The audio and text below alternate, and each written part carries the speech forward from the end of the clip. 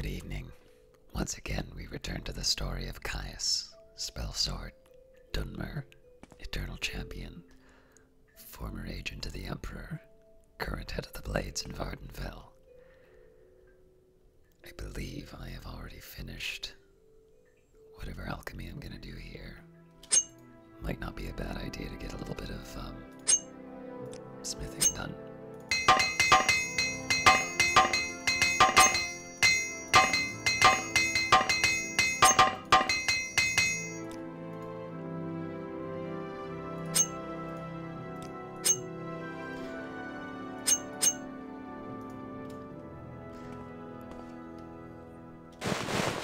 If I recall, I dropped those because I wanted to sell them off. And I had traveled back here. I don't even remember why.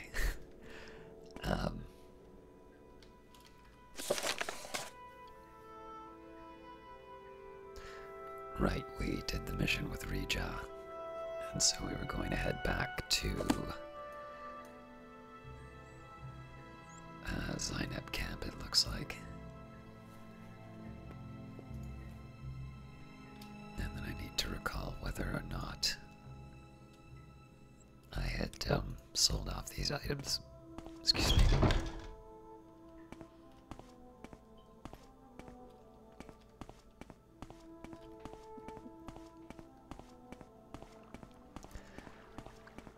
One way or the other, I'm going to try and put some more time into the eastern part of Vvardenfell. Greetings, Outlander. What do you want? Don't I know you? So, first things first, we'll see if we can convert some of this into cash. Welcome, friend. The day is yours. What shall we talk about? We might get lucky.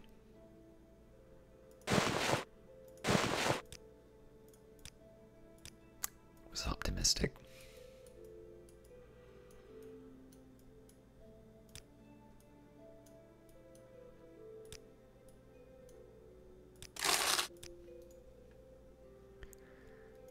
I wonder if there's anything else I can try and pawn off on him. I think the rest is just potions, so we will stop by the Mage's Guild to get rid of a little bit. And I'm actually going to go back to that alchemist. And this is just because I'll be traveling between some different regions. I don't necessarily know where I'm going to be able to sell off some of these.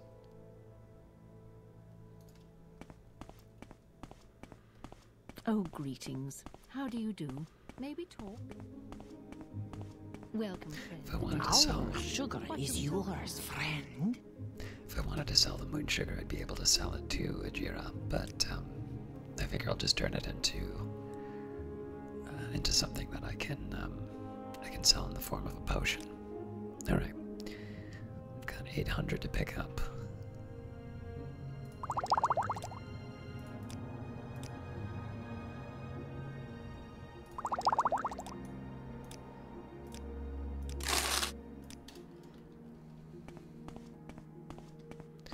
There's a little bit that we can pick up from the orc, but I think in this case we'll just save some time and go straight to the alchemist. I don't.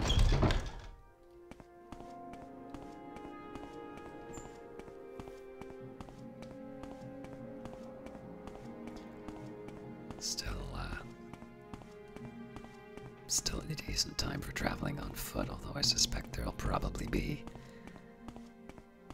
nightfall while we're on our way.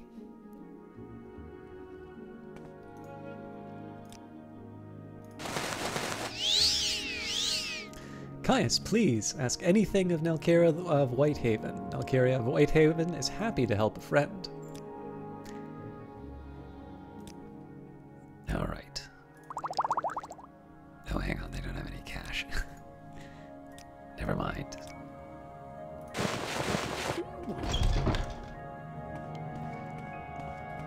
So here we're gonna try and take advantage of a couple of those paths that we learned sort of up through some of the Foyadas to see if we can get back to this general area.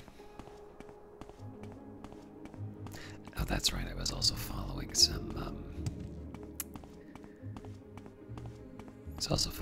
lost pages. I don't know if I have much hope of picking up on that trail again, but if the opportunity arises, I'll take it.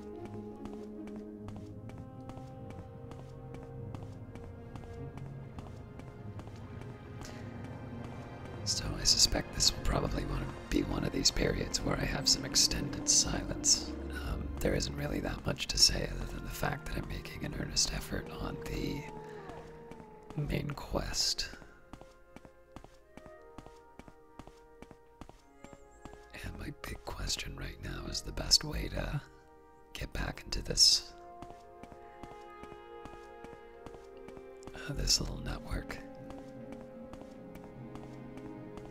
The physical map might help, but I like extended periods where I'm doing nothing, even less than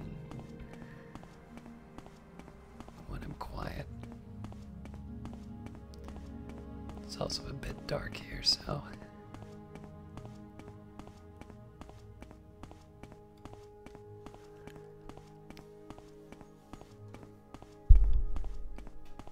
just give me a second. I am going to boost the brightness a little bit.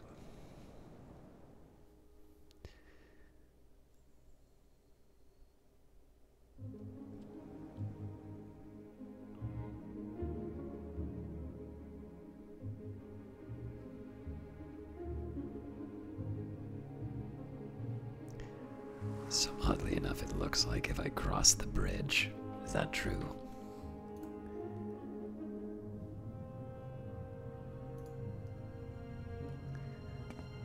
Alright, so I'm at Moonmoth here.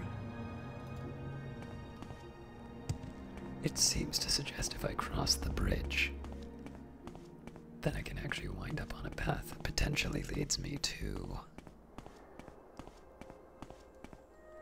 some of the regions that I want.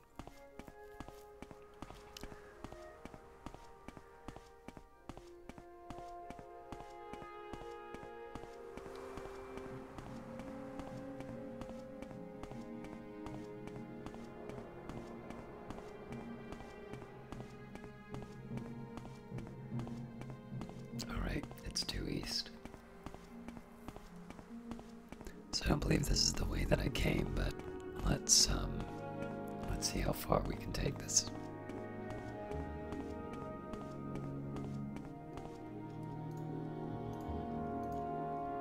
Yeah, we cleaned this out a while ago.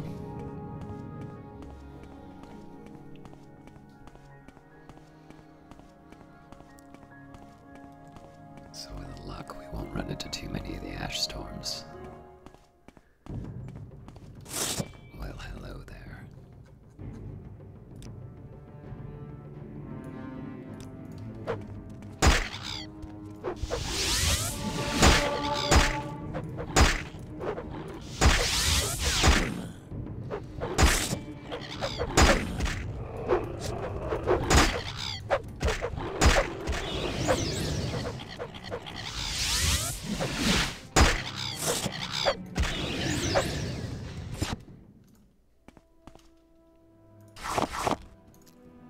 There's the opportunities to get a little more practice, a little bit more coin.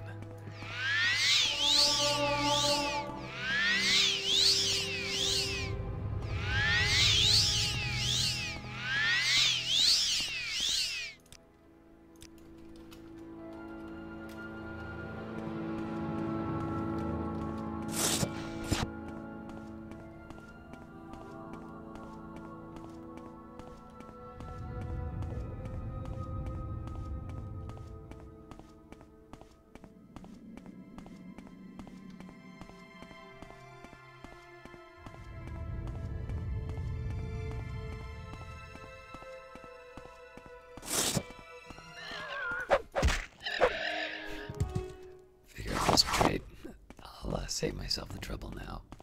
So I believe there is a hammer, if I really want to pick it up.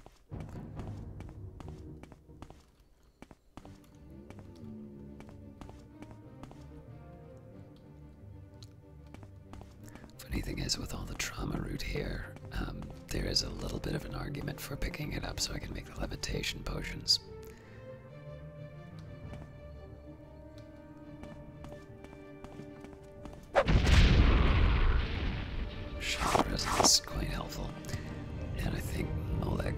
is probably my best,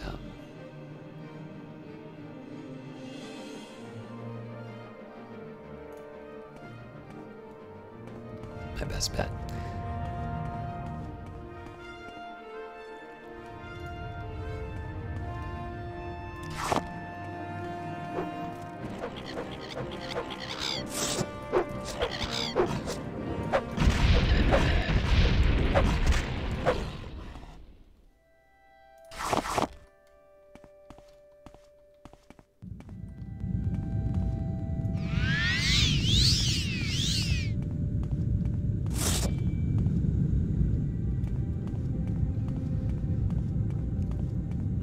From the bodies, it's already clear that I've been here, but I also think this is because we were,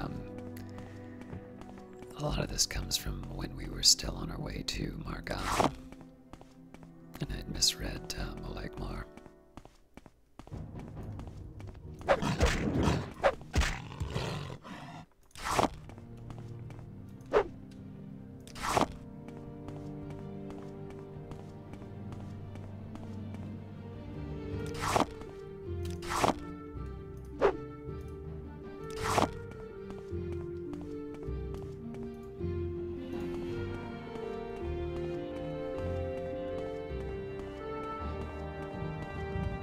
Come to think of it, this might have actually been the path that I took on the way to Balmora. Which is convenient if it is. I'm also not going to be too strict about getting back to this camp. I really want to get up to, not Falsenario, but Zainab, although, come to think of it,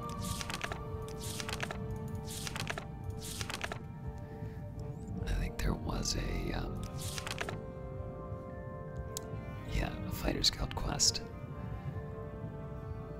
So maybe I do wanna check that out.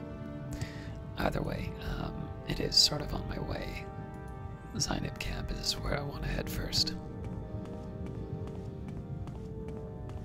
And if I can get some reliable paths, that would be a nice secondary priority.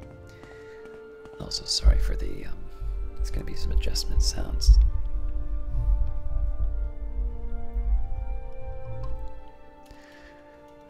Trying not to hunch over while I do the quest.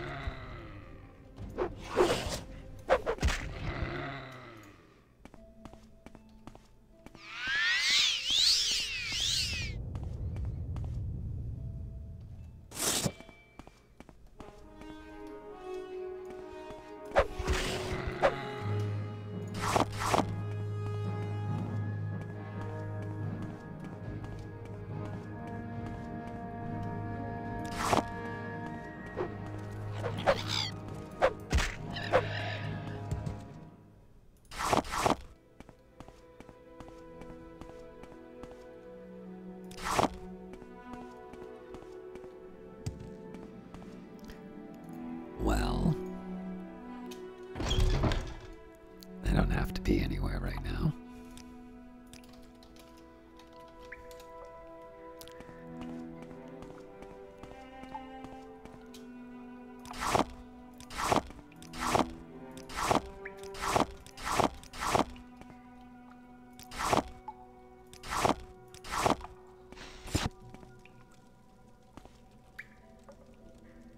It is truly a pleasure to see you. Oh, yes. We have definitely already been here.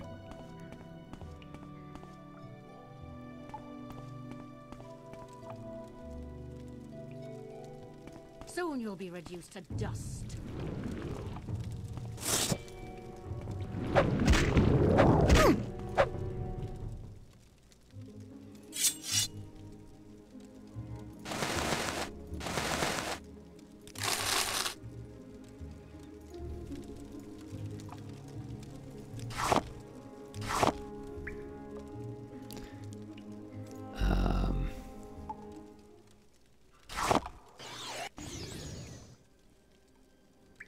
justify the materials, I don't think I can justify taking the alchemy kit.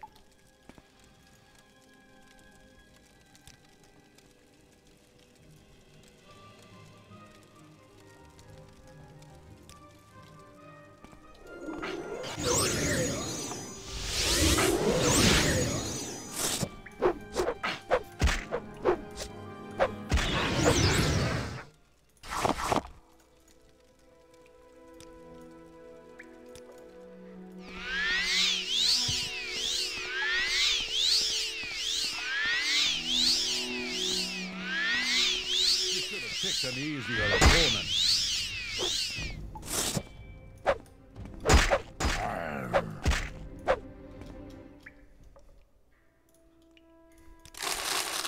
I didn't want to come in and take everyone out.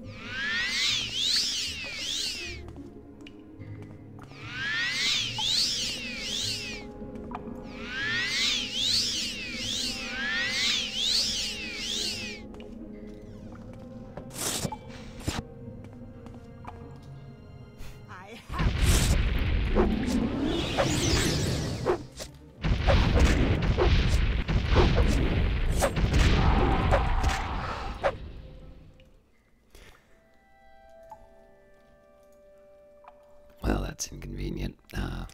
Gives me an excuse to get rid of some of these heavy potions, though. No, actually, never mind.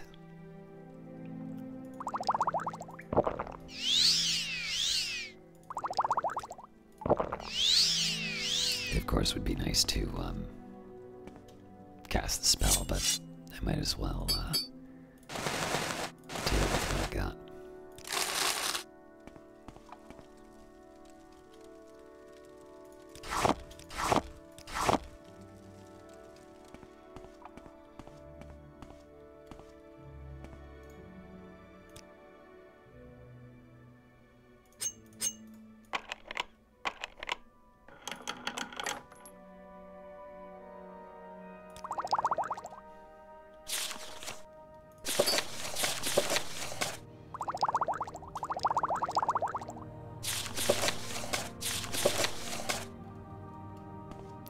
If I need a rest, I can obviously take it here, but I'd like to try and get to a proper destination.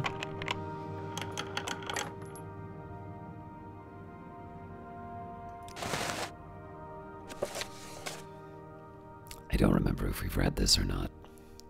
The First Old Revolt by Mavius C. You told me that if her brother won, she would be sister to the king of Wayrest, and Raymond would want to keep her for the alliance. But her brother Helseth lost and has fled with his mother back to Morrowind, and still Raymond has not left her to marry me. Lady Ghislaine took a long, slow drag from the hookah and blew out dragon's breath, so the scent of blossoms perfumed her gilded chamber. You make a very poor advisor, Kael. I might have spent my time romancing the king of Cloudrest or Alinor instead of the wretched royal husband of Queen Morgaya. Kael knew better than to hurt his lady's vanity by the mere suggestion that the king of Firsthold might have come to love his Dunmer queen. Instead, he gave her a few minutes to pause and look from her balcony out over the high cliff palaces of the ancient capital. The moons shone like crystal, and the deep sapphire waters of the Abyssinian Sea. It was ever springtide here, and he could well understand why she would prefer a throne in this land than in Cloudrest or Alinor. Finally he spoke. The people are with you, my lady. They do not relish the idea of Remen's dark elf heirs ruling the kingdom when he is gone. I wonder, she said calmly, I wonder if, as the king, would not if as the king would not give up his queen for want of alliances, whether she would give herself up out of fear of all of the people of Firsthold who most dislikes the Dunmer influence on the court. Of all the people in Firsthold, who most dislikes the Dunmer influence on the court? This is a trick question, my lady, asked Cale. The Trebite monks, of course. Their credo has ever been for all pure Altmer bloodlines on Somerset, among the royal families most of all. But, my lady, they make very weak allies. I know, said Ghislaine, taking up her hookah again thoughtfully, a smile creeping across her face. Morgaya has seen to it that they have no power. She would have exterminated them altogether had Remen not stopped her for all the good that they do for the country folk. What if they found themselves with a very powerful benefactress, one with intimate knowledge of the court of Firsthold, the chief concubine of the king, and all the gold to buy weapons with that her father, the king of Skywatch, could supply? Well armed with the support of the country people, they would be formidable, nodded Cale. But as your advisor, I must warn you, if you make yourself an active foe of Queen Morgaya, she must play to win. She has inherited much of her mother Queen Baronzia's intelligence and spirit of vengeance. She will not know that I am her foe until it's too late, shrugged Ghislaine. Go to the Trebite Monastery and bring me Friar Lilium. We must strategize our plan of attack. For 2 weeks, Remen was advised about growing resentment in the countryside from peasants who called Morgaya the Black Queen, but it was nothing that he had not heard before. His attention was on the pirates on a small island off the coast called Callias Lar. They had been more brazen as of late, attacking royal barges and organized raids. To deliver a crushing blow, he ordered the greatest part of his militia to invade the island, an incursion he himself would lead. A few days after Remen left the capital, the revolt of the Trebite monks exploded. The attacks were well coordinated and without warning. The chief of the guards did not wait to be announced, bursting into Morgaya's bedchamber ahead of a flurry of maidservants. My queen, he said, it is a revolution. By contrast, Ghislaine was not asleep when Cale came to deliver the news. She was seated by the window, smoking her hookah and looking at the fires far off in the hills. Morgaya is with council, he explained. I am certain that they are telling her that the Trebite monks are behind the uprising, and that the revolution will be at the city gates by morning. How large is this revolutionary army in contrast to the remaining royal militia? Asked Ghislaine. The odds are well in our favor, said Cale, though not perhaps as much as we had hoped. The country folk, it seems, like to complain about their queen, but stop short of insurrection. Primarily, the army is composed of the monks themselves and a horde of mercenaries your father's gold bought. In a way of thinking, it is preferable this way. They are more professional and organized than a common mob. Really, they are a true army, complete with a horn section. If that doesn't frighten the Black Queen into abdication, nothing will, smiled Ghislaine, rising from her chair. The poor dear must be beside herself with worry. I must fly to her side and enjoy it. Ghislaine was disappointed when she saw Morgaya come out of the council chambers. Considering that she had been woken from a deep sleep with cries of revolution and had spent the last several hours in consultation with her meager general force, she looked beautiful. There was a sparkle of proud defiance in her bright red eyes. My queen, Ghislaine cried, forcing real tears. I came as soon as I heard. Will we all be slaughtered? A distinct possibility, replied Morgaya simply. Ghislaine tried to read her, but the expressions of women, especially alien women, were a far greater challenge than those of Altmer men. I hate myself for even thinking to propose this, said Ghislaine. But since you are the cause of their fury is you, perhaps if you were to give up the throne, they might disperse. Please understand, my queen, I am thinking only of the good of the kingdom and of our own lives. I understand the spirit of your suggestion, smiled Morgaya, and I will take it under advisement. Believe me, I've thought of it myself, but I don't think it will come to that. Have you a plan for defending us? Asked Ghislaine, contorting her features with an expression she knew bespoke girlish hope. The king left us several dozen of his royal battle mages, said Morgaya. I think the mob believes that we have nothing but palace guards and a few soldiers to protect us. When they get to the gates and are greeted with a wave of fireballs, I find it highly likely that they will lose heart and retreat. But isn't there some protection that they could be using against such an assault? Asked Ghislaine in her best worried voice. If they knew about it, naturally there is, but an unruly mob is unlikely to have mages skilled in the arts of restoration, by which they could shield themselves from the spells, or mysticism, by which they could reflect the spells back on my battle mages. That would be the worst scenario, but even if they were well organized enough to have mystics in their ranks, and enough of them to reflect so many spells, it just isn't done. No battlefield commander would advise such a defense during a siege unless he knew precisely what he was going to be meeting. And then, of course, once the trap is sprung, Morgaya winked, it's too late for a countering spell. A most cunning solution, Your Highness, said Ghislaine, honestly impressed. Morgaya excused herself to meet with her battle mages, and Ghislaine gave her an embrace. Cale was waiting in the palace garden for his lady. Are there mystics among the mercenaries? She asked quickly. Several, in fact, replied Kale, bewildered with her query. Largely rejects from the psychic order, but they know enough to cast regular spells of the school. You must sneak out of the city gates and tell Friar Lilim to have them cast reflection spells on all the front line before they attack, said Gialine. It's a most irregular battlefield strategy, frowned Kale. I know it is, fool. That's what Morgaya is counting on. There's a gang of battle mages who are going to be waiting on the battlements to greet our army with a barrage of fireballs. Battle mages? I would have thought that King Raymond would have brought them with him to fight the pirates. You would have thought that, laughed Gialine, but then we would be defeated. Now go. Friar Lilim agreed with Kale that it was a bizarre and unheard-of way to begin a battle, casting reflection spells on all one's troops. It went against every tradition, and as a Trebite monk, he valued tradition above every other virtue. There's little other choice, though, given the intelligence. He had few enough healers in the army as it were, and their energies could not be wasted on casting resistance spells. At dawn's light, the rebel army was in sight of the gleaming spires of Firsthold. Friar Lilim gathered together every soldier who knew even rudimentary secrets of mysticism, who knew how to tap into the elementary conundrums and knots of the energies of magicka. Though few were masters of the art, their combined force was powerful to behold. A great surge of entangling power washed over the army, crackling, hissing, and infusing all with their ghostly force. When they arrived at the gates, every soldier, even the least imaginative, knew that no spell would touch him for a long time. Friar Lilim watched his army batter into the gate with the great satisfaction of a commander who has countered an unthinkable attack with an outrageous defense. The smile quickly faded from his face. They were met at the battlements not by mages, but by common archers of the palace guard. As the flaming arrows fell upon the siegers like red rain, the healers ran in to help the wounded. Their healing spells reflected off the dying men, one after another. Chaos ruled as the attackers suddenly found themselves defenseless and began a panicked, unorganized retreat. Friar Lilim himself considered briefly holding his ground before fleeing himself. Later, he would send furious notes to Lady Gialine and Kale, but they were returned. Even his best secret agents within the palace were unable to find their whereabouts. Neither had, as it turns out, much previous experience with torture, and they soon confessed their treachery to the king's satisfaction. Kale was executed, and Gialine was sent back with escort to her father's court of Skywatch. He is still to find a husband for her. Raymond, by contrast, has elected not to take a new royal concubine. The common folk of Firsthold consider this break in palace protocol to be more of the sinister alien influence of the Black Queen, and grumble to all who will listen.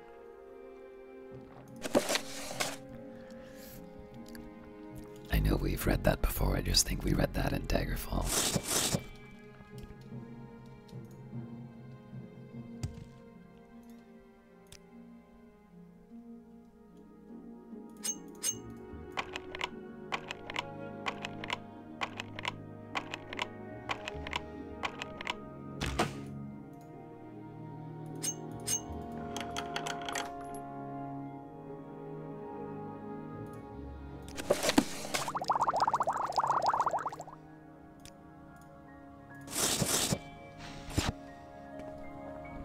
Alright, back on our way.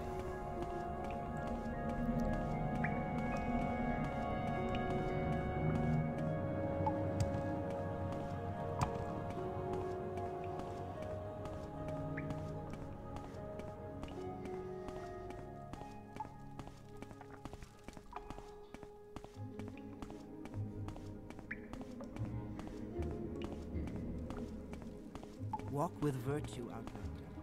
You as well.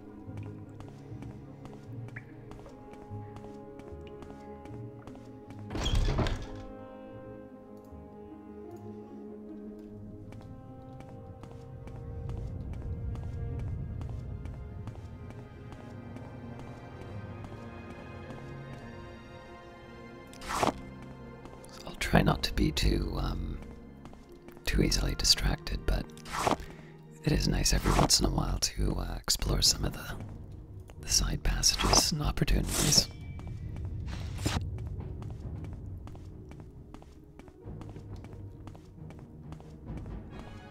I think we've already been inside here.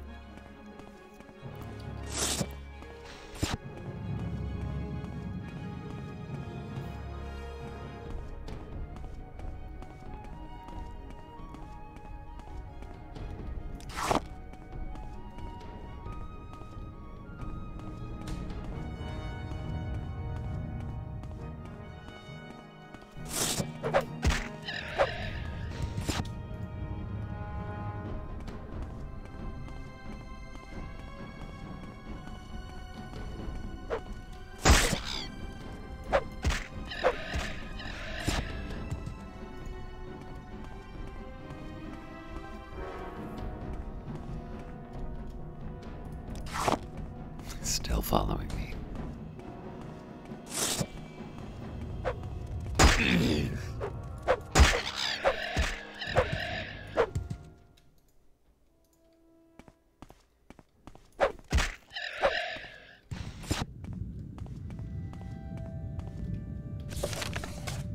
Final stage of my stronghold should be complete. We're not heading back to Balmora to check that out.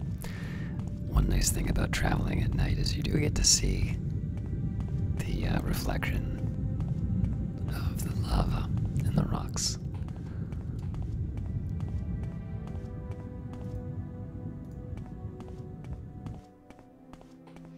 So ideally there'll be a turn that takes us east again.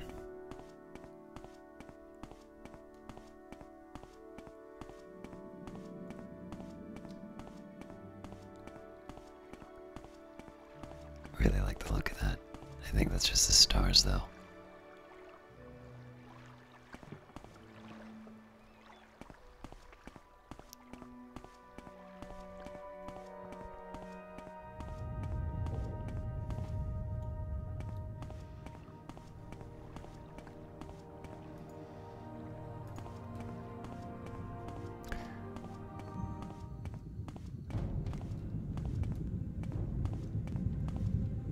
So this is the point where I wonder if there's some passage that I can take that goes...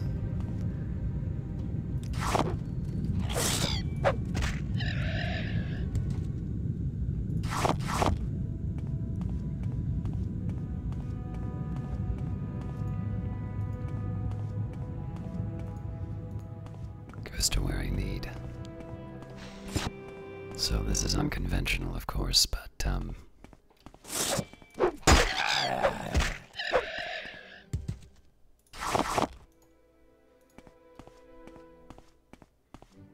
certainly helps me go northeast.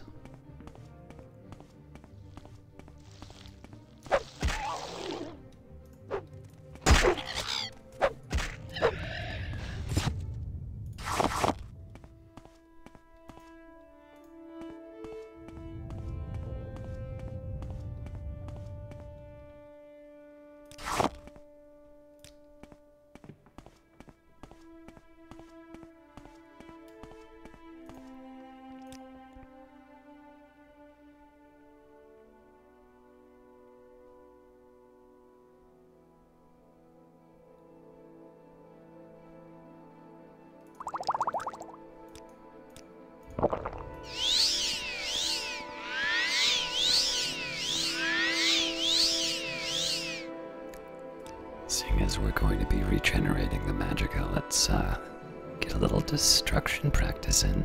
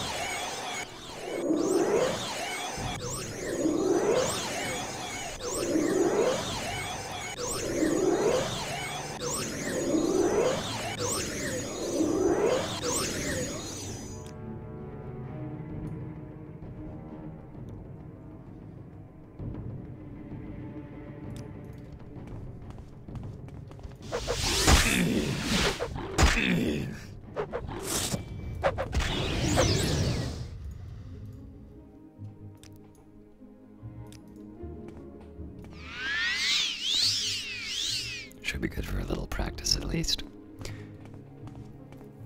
So again, we want to be going northeast if I can. I'm going to take a minute to consult my map.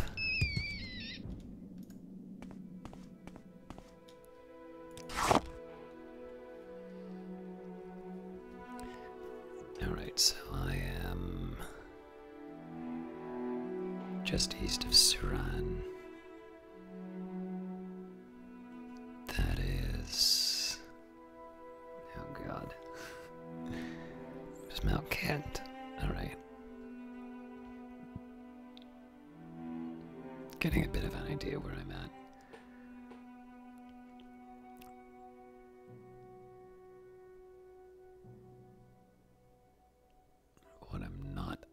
100% sure of is whether or not this path is going to lead me. This could lead me to a dead end, or this could lead me to... Well, either way, I want to go east. I'm going to head north, though, just so that I can explore the map a little bit.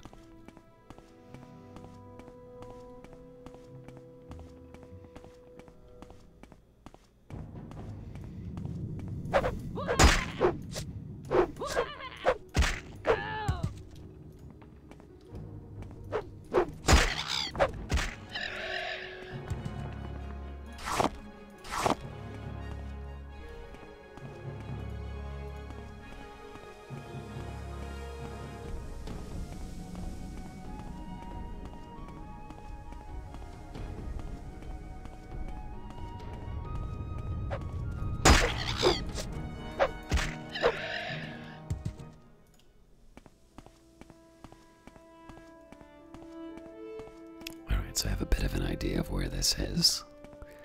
I am intrigued by the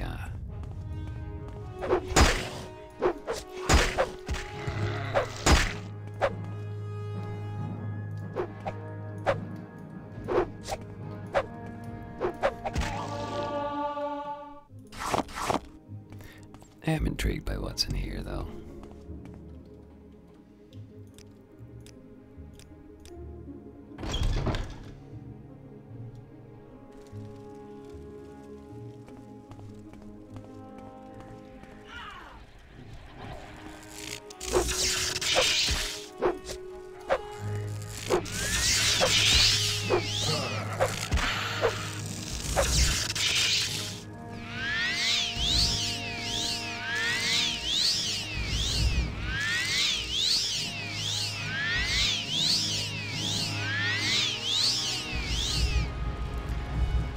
Trying to avoid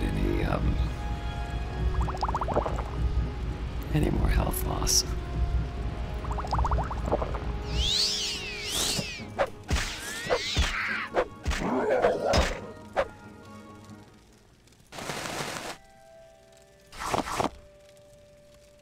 So with luck, I haven't contracted vampirism. I've already been through that once. Would not recommend.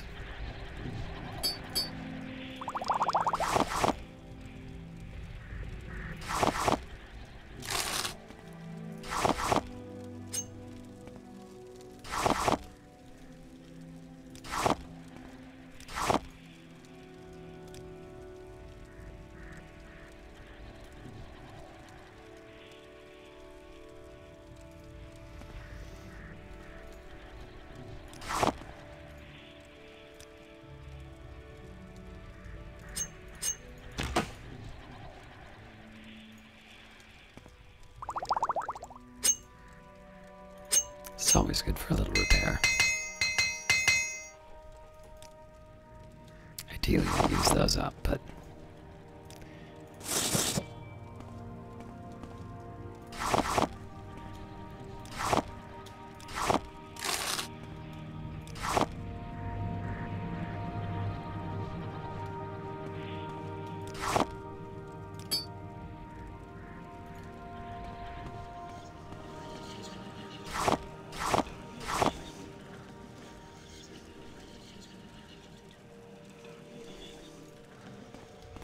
It's always tempting to take the armor for resale, but I don't have that much space left.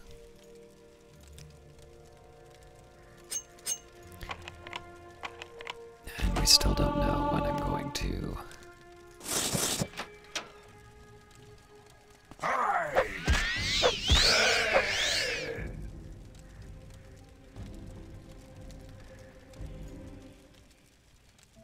Still don't know when I'm going to be able to sell off all this.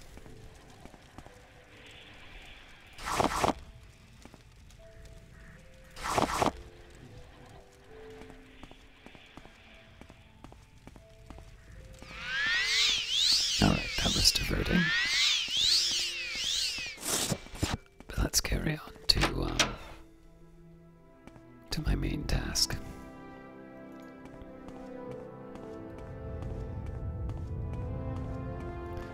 So there should be a couple of areas coming up which will bring me onto a path that should take me to Fall Scenario.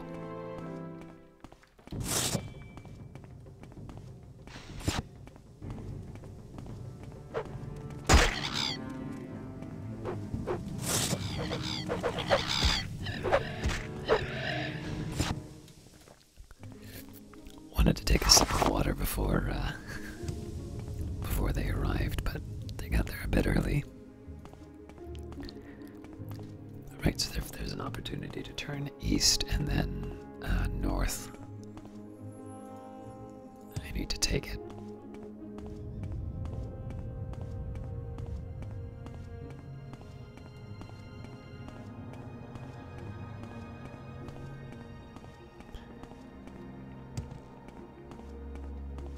Of course, not before a little recreation.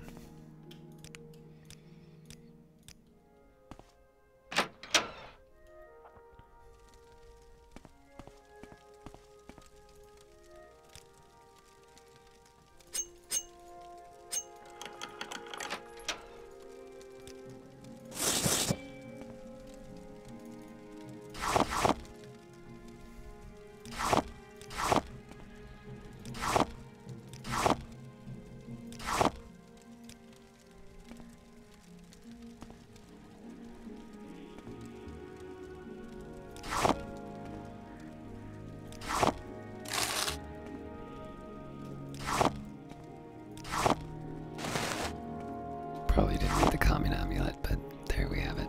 Surprise!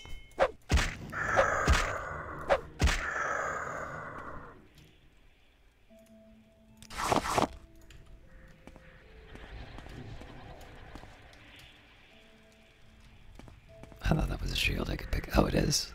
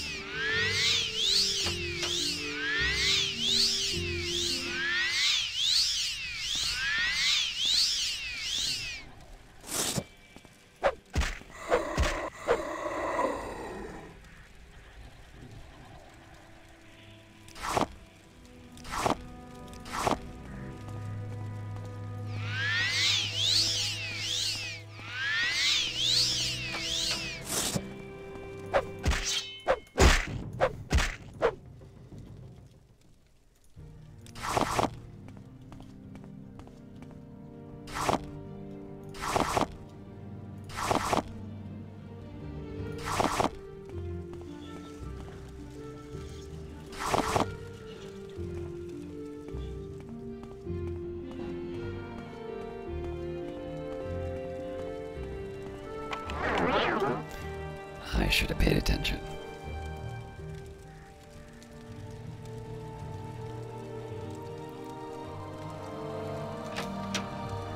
Mostly because that's a lost opportunity to practice security.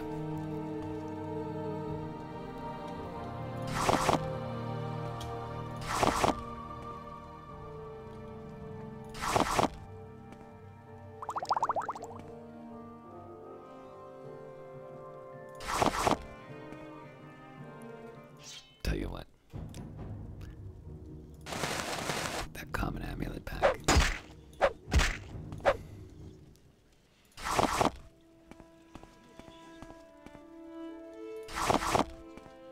Certainly doing all right for bone meal.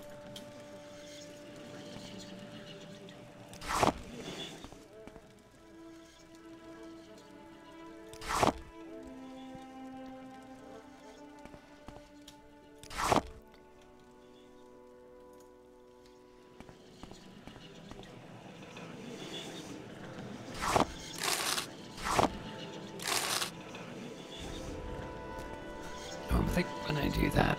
It's when I run into a Daedra.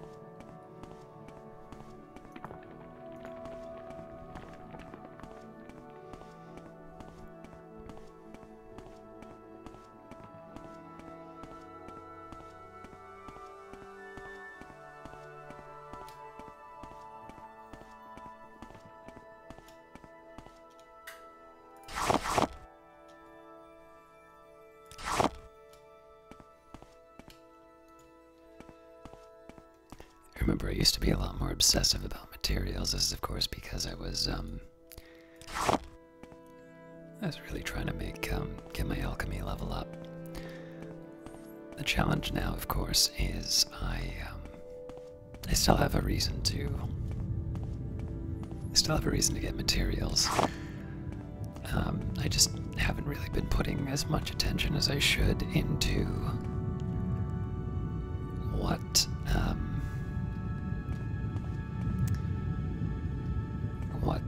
potions I want to make. So obviously I like some of the salts, the Daedra hearts, Comberry, to make restore magicka potions.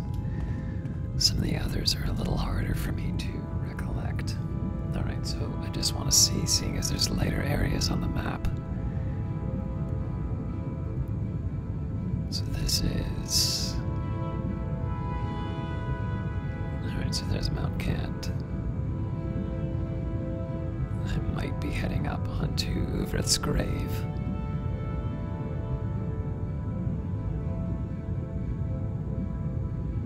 Definitely going north makes the most sense.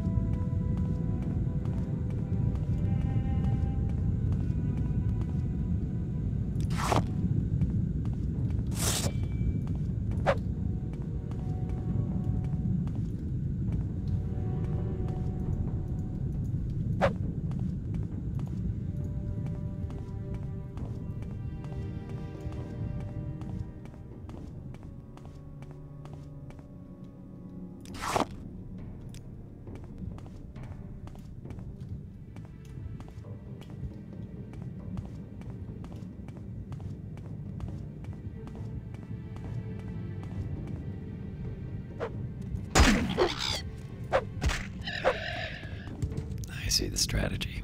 Wait until I start reading signs.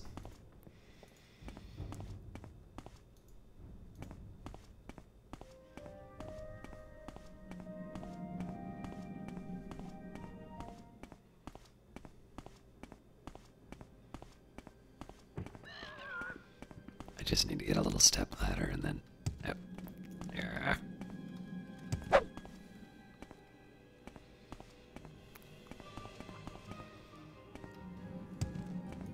Blah.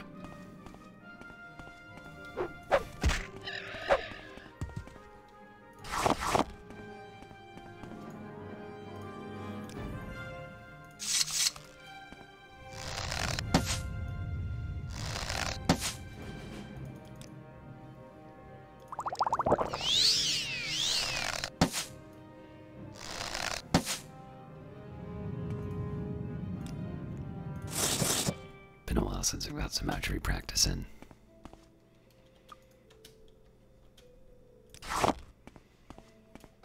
Alright, so I'm feeling fairly confident in my ability to get to Falsenario from here.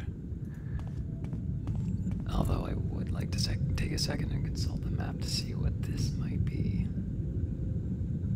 Interesting. No, that doesn't make any sense. So this implies there should be a dead end.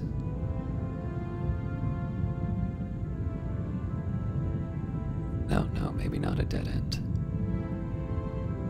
So there might be a path that just veers off to the right in a little bit.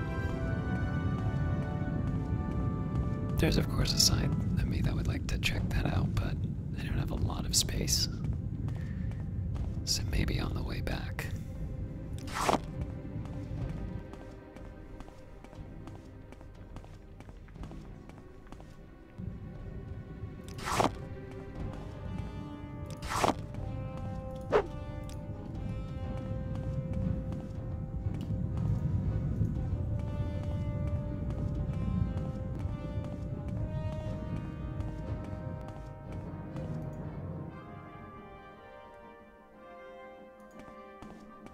A little nervous about where this might be taking me, but I'm still feeling somewhat confident of where this is going.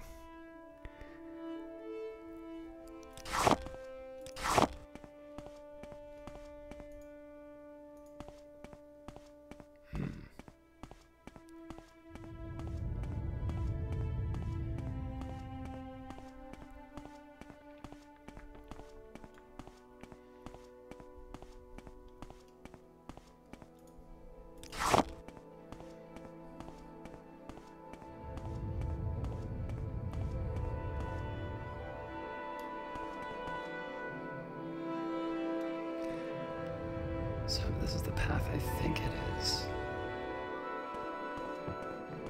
This should go out and around and lead me straight to Felon's Serrano, which I believe I've finally pronounced correctly for the first time.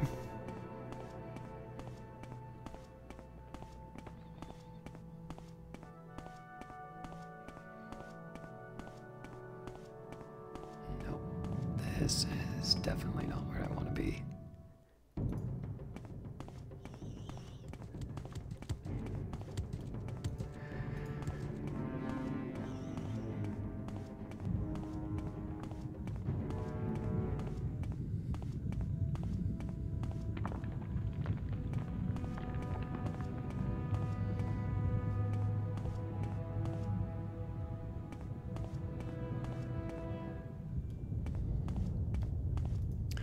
The right-hand side of this thing.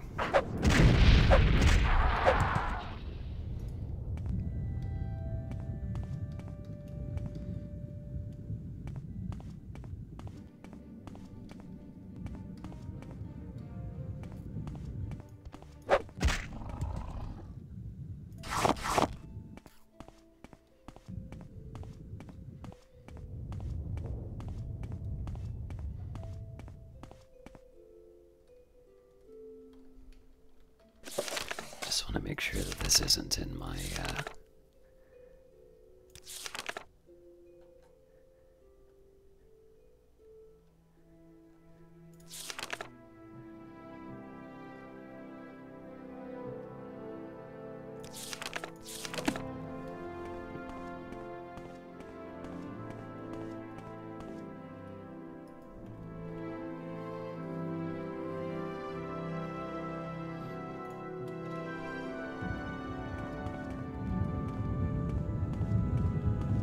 Obviously, I want to watch my step.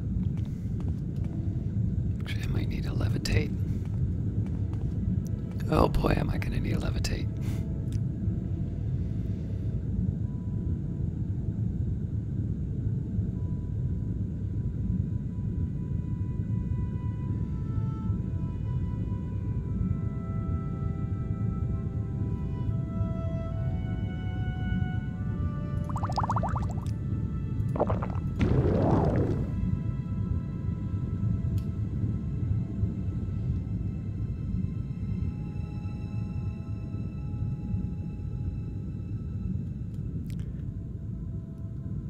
So ideally, I should take this back to a place that I can actually walk to.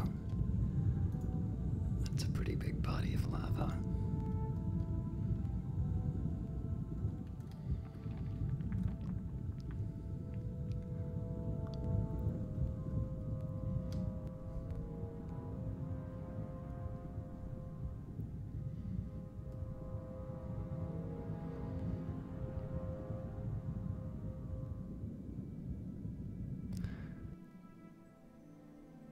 So I'll admit I'm not 100% sure on where I'm at right now.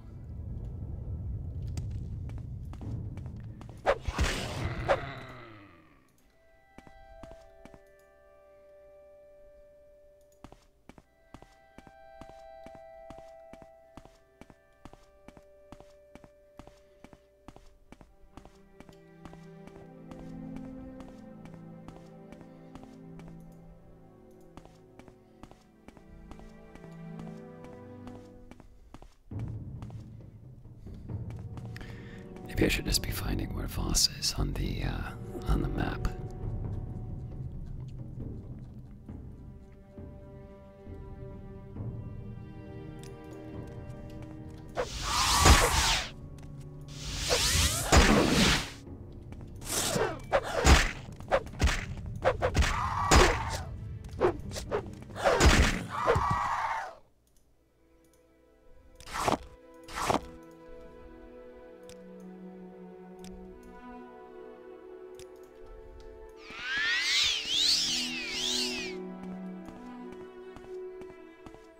Alright, so this could be Urva's grave. Let me just see if I can find Voss real quick.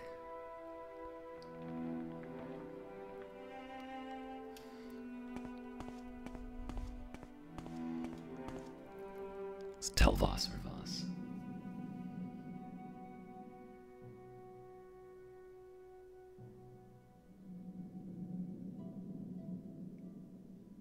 Alright, both are in the direction I want to go, so let's follow this.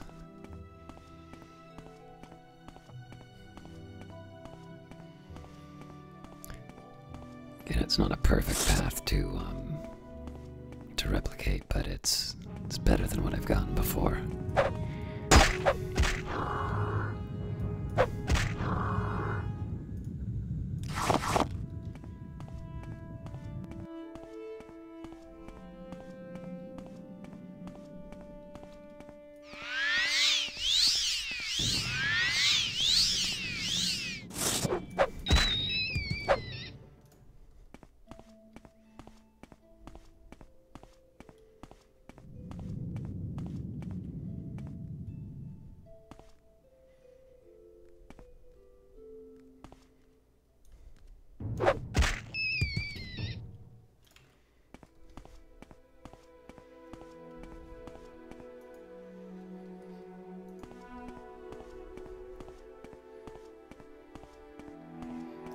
So this is actually the point I should probably be turning to the left to find that pathway I thought I was on before.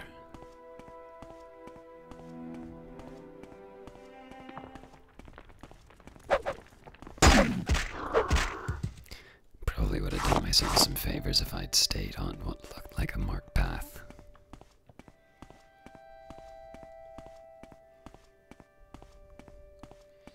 This is a close enough approximation to it, so I think we're good. Again, this should kind of take a bit of a leftward turn and then curve to the north.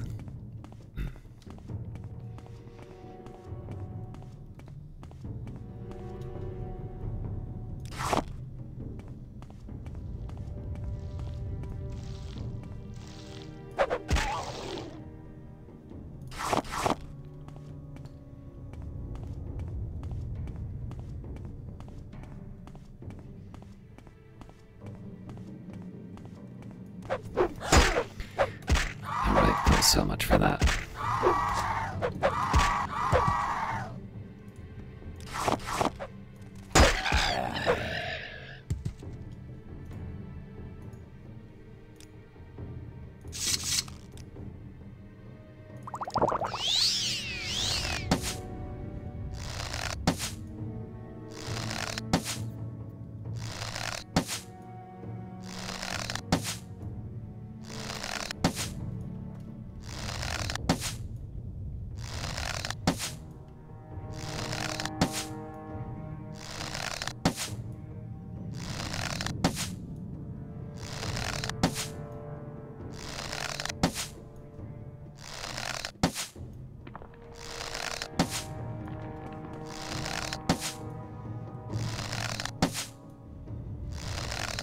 Apparently gotten a lot worse at this.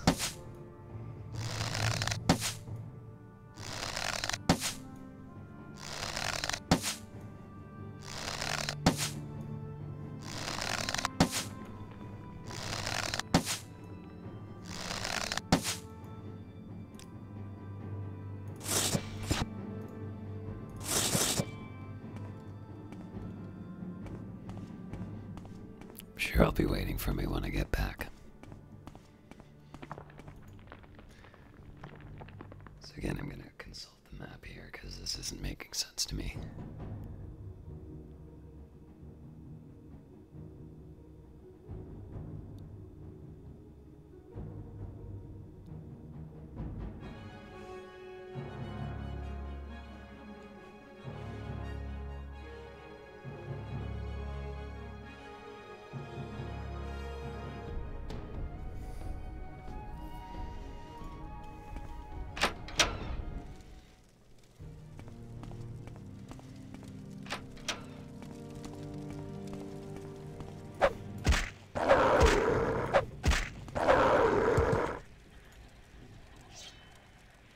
Aha!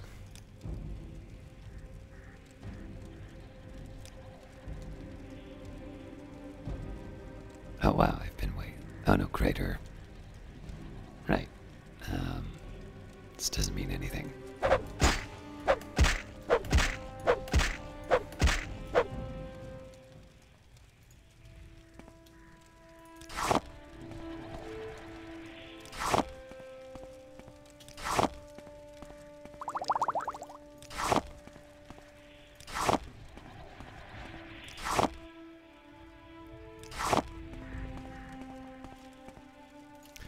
I'm gonna have to play a game of what do I want to leave in a minute. I definitely want to leave whatever I just picked up. As cute as that is.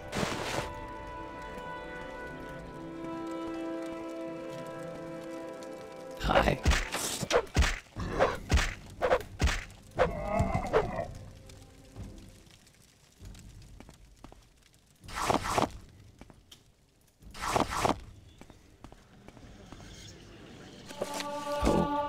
Since I've read one of these. The 36 Lessons of Vivek, Sermon 10. You have discovered the 10th sermon of Vivek, which was hidden in the words that came in the aftermath to the Horator. The evoker shall raise his left hand, empty and open, to indicate that he needs no weapons of his own. The coming forth is always hidden, so the evoker is always invisible, or better, in the skin of his enemies. The eyelid of the kingdom shall fill 36 folios, but the eye shall read the world. By this, the Horator needs me to understand. Sword is an impatient signature. Write no contracts on the dead.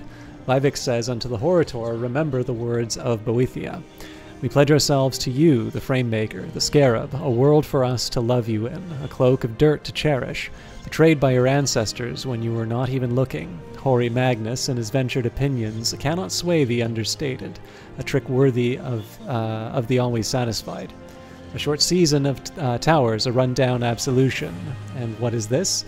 What is this but fire under your eyelid? Shift ye in your skin, I say to the Trinomac eaters. Pitch your voices into the color of a bruise. Divide ye like your enemies in houses, and lay your lawns in set sequence from the center, again like the enemy corners of the House of Troubles. And see yourself thence as timber, or mud slats, or sheets of resin. Then do not divide, for yet is the stride of Sithisit, quicker than the rush of enemies, and he will sunder the whole for the sake of a shingle.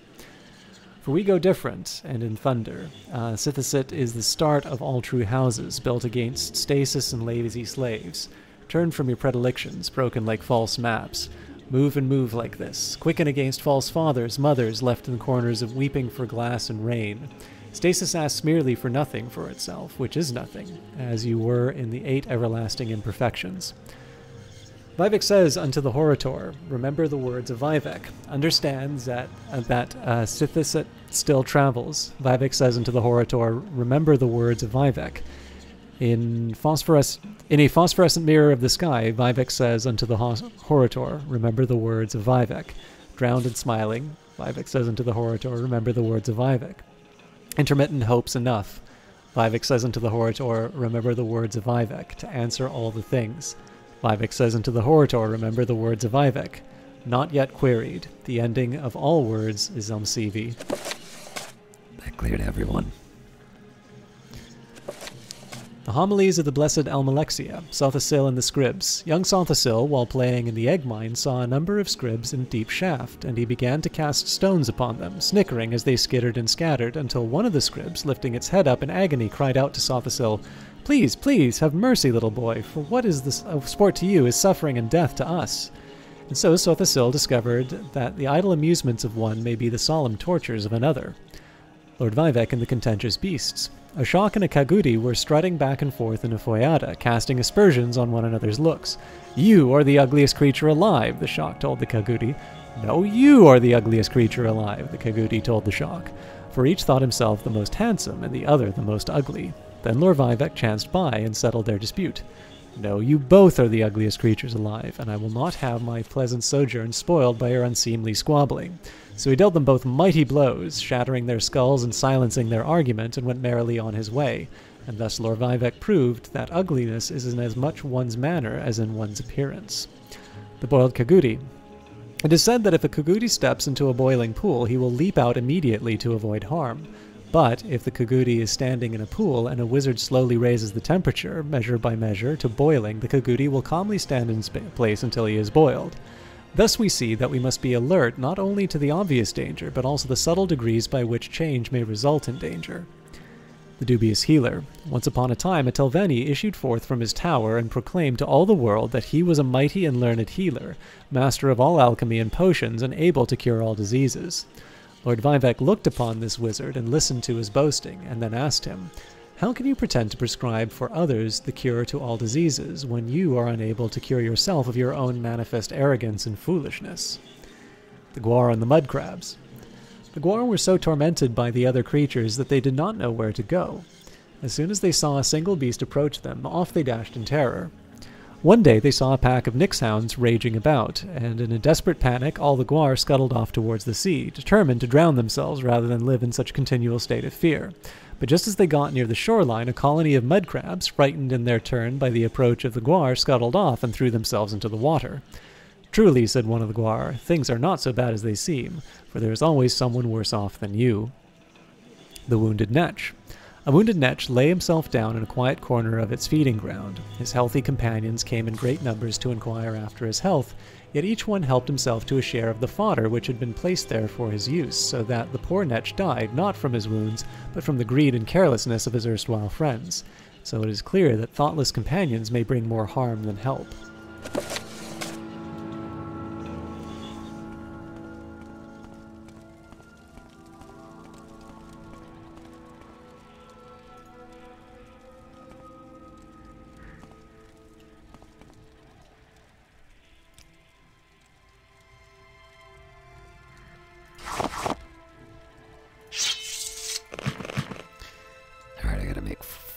Space out of 64.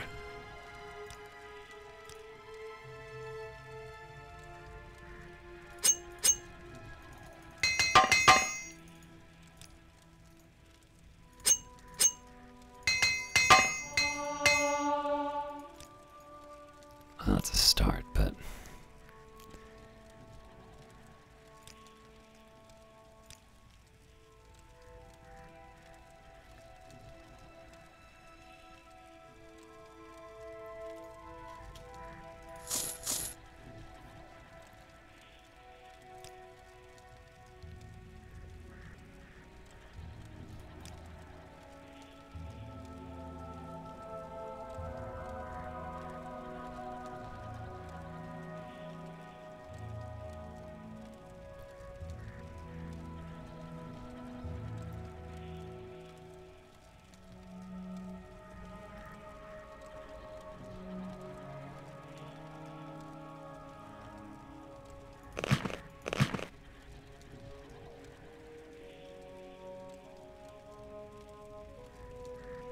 as much as I would like to take the... Oh, it's a tower shield. I gotta take it.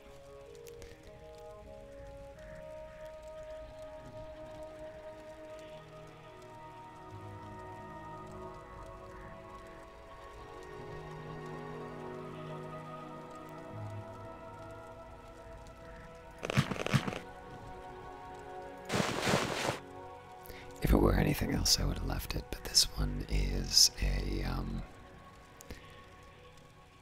This is actually something that I don't have yet.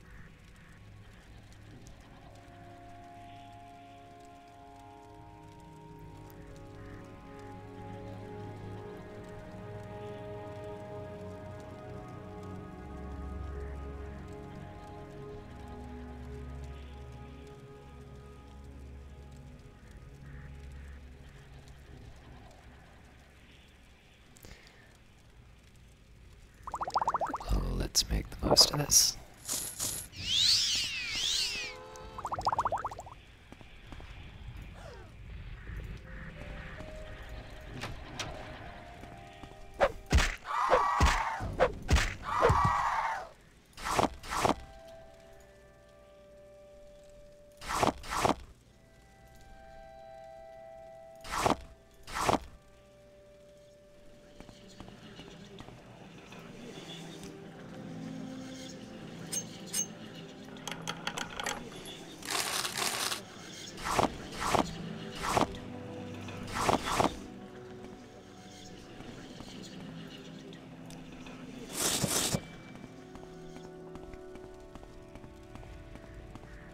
So I'm not expecting miracles here. I'm probably gonna have to drink the potion a few times, but... Oh yeah, but I still need to find a way to get to Fallon Serrano. You know, one thing I might be able to do actually is stop by Cedra Mora and use the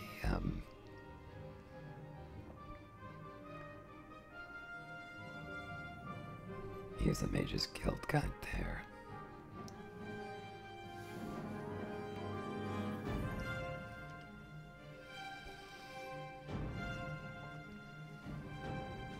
So I might be able to go out and around.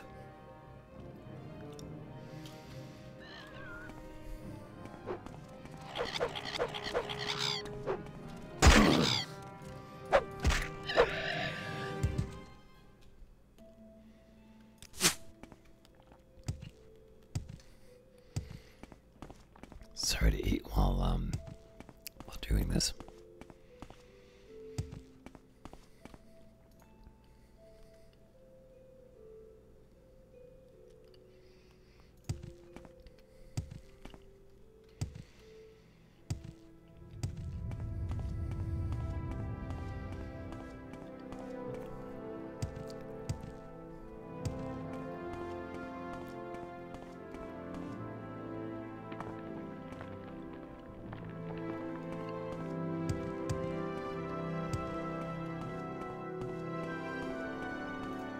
Do I even have any,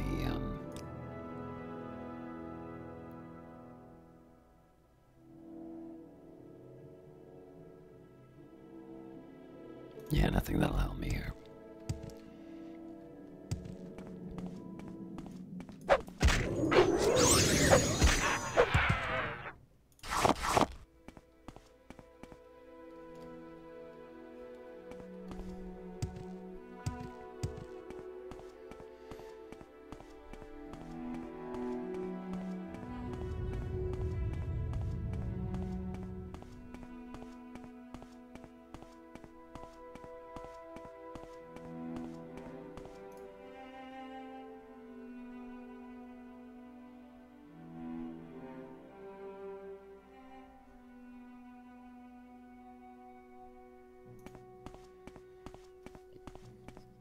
Trying to see how long I'm getting that fortify strength for. It's pleasantly long.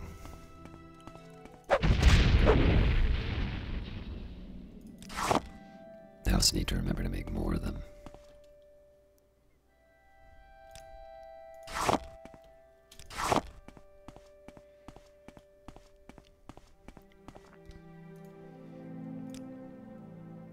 So I'm really taking a big assumption here that I'm going to be able to have enough fortify strength to carry the day, because I definitely don't have any spells to that effect.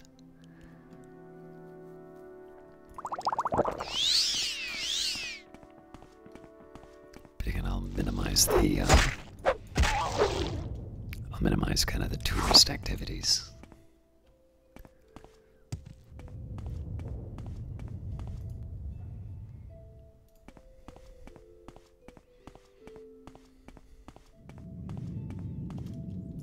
is that quest in the mine.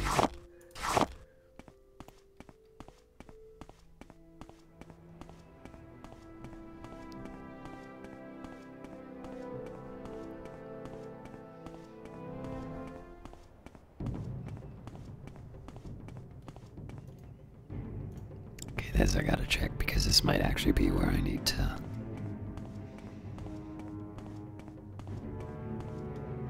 No, Mamasa Cave.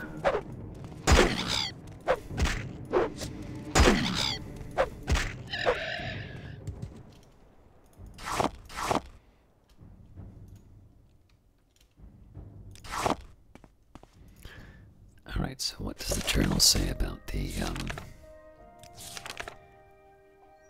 northeast?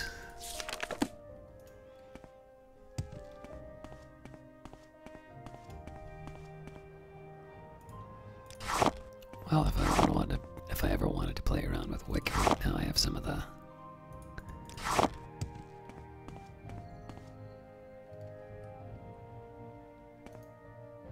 Wait, what? That doesn't make any sense.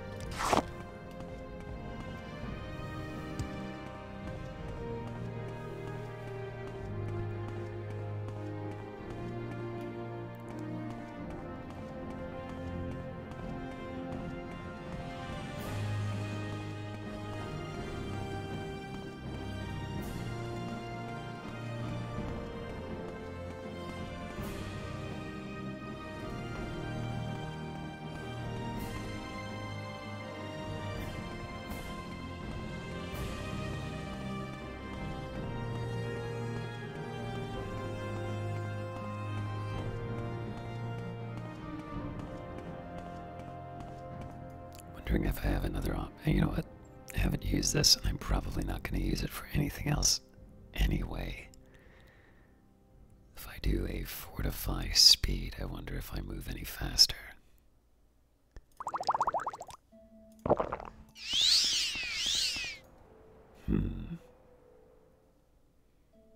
Interesting. Certainly gets me the most out of my fortify strength potion. Alright. So what I'm gonna do here, this is a waste of the strength potion. But what I'm gonna do is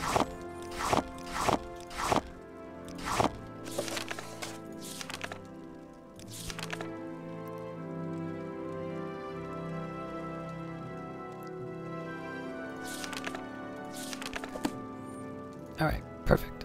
So I'm going to drop the offending items. So I should be able to get the mission done. The raw glass deposits here are the richest in the world, but don't think that you can just come in here and pick the stuff up. This mine belongs to the Emperor. Drat, what do you do? I'm a raw glass miner. The raw glass deposits here on Vvardenfell are the richest in the world. The matrix is very hard stone, and separating raw glass from the matrix is hard work. Hard, honest work that pays well. Good to hear. 3 blessings, Sarah. Greetings. Are you here to help? We've been having some problems here in the Disapla mine. Tell me more. A pack of Nyx hounds was attacking my miners. We thought that one of the miners was lost at first, but she turned up safe. Our healer, Terras Aranthan, went down to look for her and hasn't come back. Would you go down into the mines and bring back Terras Aranthan if he still lives? I would go myself, but I should stay here to protect the miners if the Nyx hounds come back this way. I think I can do that. Yes? I don't think we've been introduced, Outlander. I am Reverend Ferethi. How can I help you? You a miner? I'm an archer. It's the kind of fighter who hates getting hurt, so I ambush with my marksman weapons from a distance. Then I run like crazy when I can, and fight with long blades or spears when I must. I prefer spears because they're longer, and I keep further from the things trying to hurt me. If that sounds cowardly to you, better stick with tin suits and fat axes.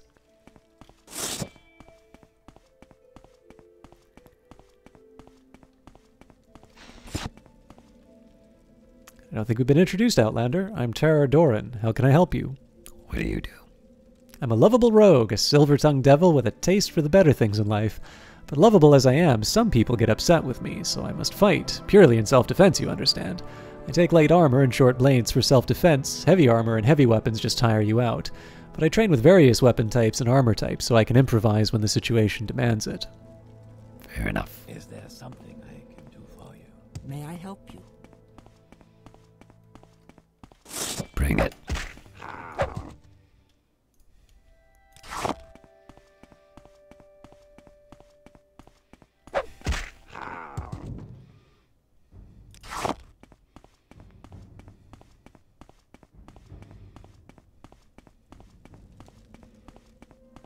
I'll head down there in a minute, but I want to see what else I can find here.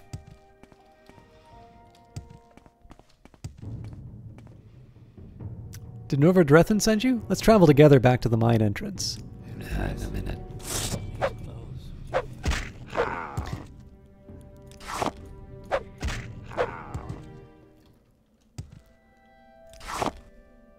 Of course I am.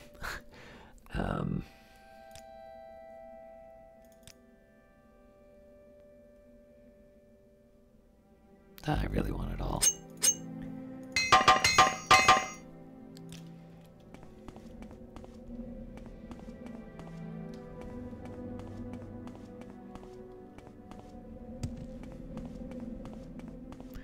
Let's just do a little exploring before I escort the gentleman back.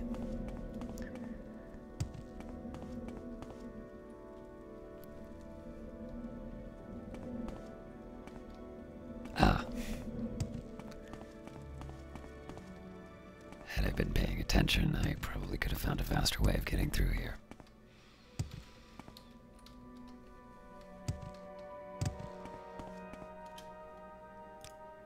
Are you ready to guide me back to Vvardenfell? Follow me.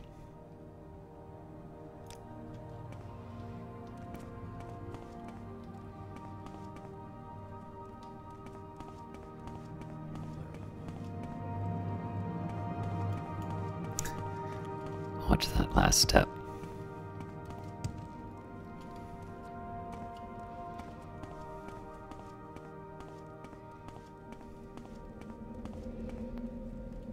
You know what, I'm not even gonna try. Let's do it the old-fashioned way.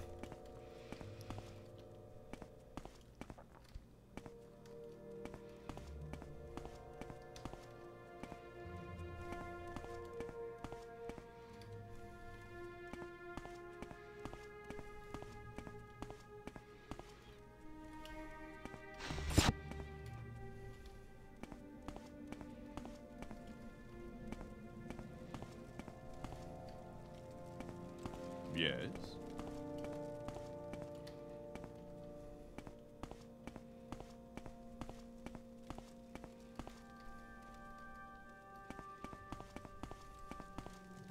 Under sun and sky, Outlander, we greet you warmly. I guided Trennis back to the mine entrance.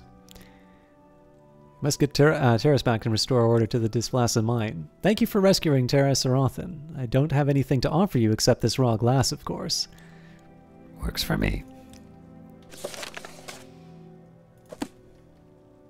Oh, come on.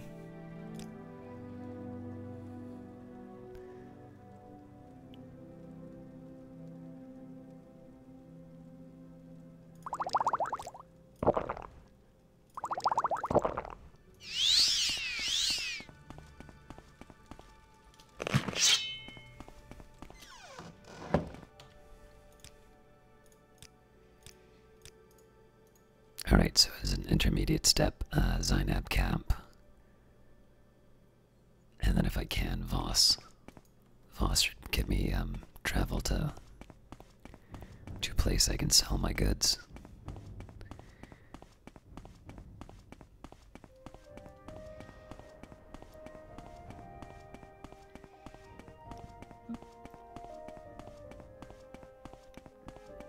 And of course I'd love to stop to pick up all the items, but right now I need to cover distance.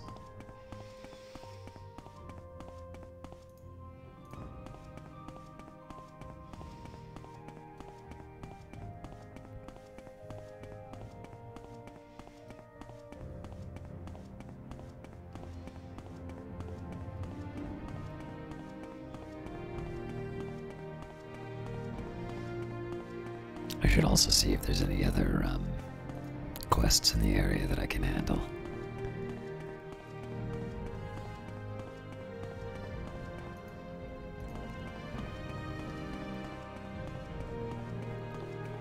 Maybe after the next point where my strength potion expires.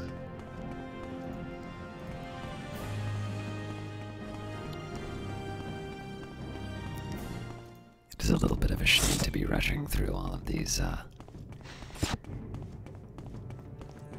new regions, but we'll have a chance to explore them after I've got some of my tasks complete.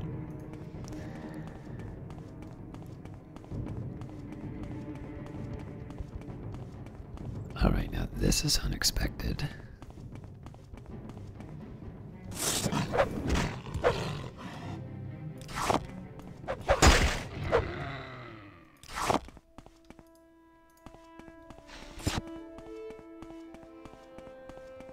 Here we go.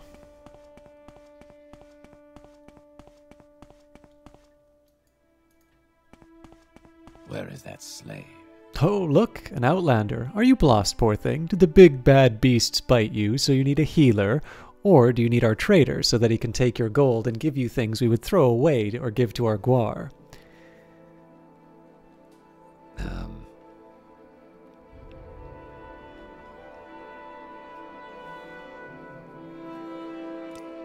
Our tribe is a permanent settlement at Zainab Camp. The village of Voss is to the northeast. Alright, well, didn't really need that info, but...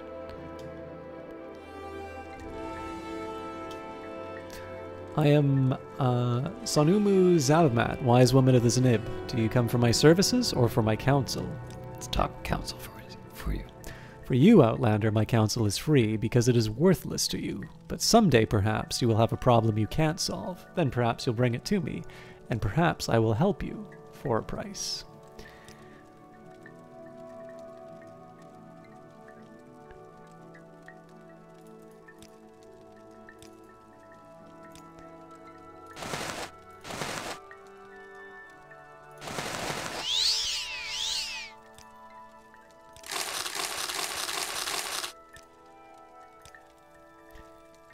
Figure I can recover a little bit of this.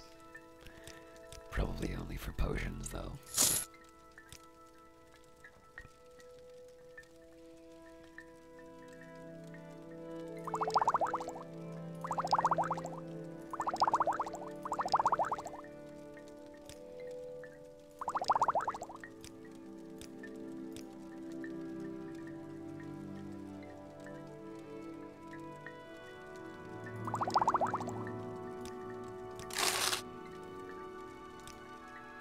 Speak with Ashcan Kaushad. I will meet with this Argonian only if the Ashcan speaks it. Oh, well, that's an improvement. Sorry, I'm gonna have one more piece of candy while I do this.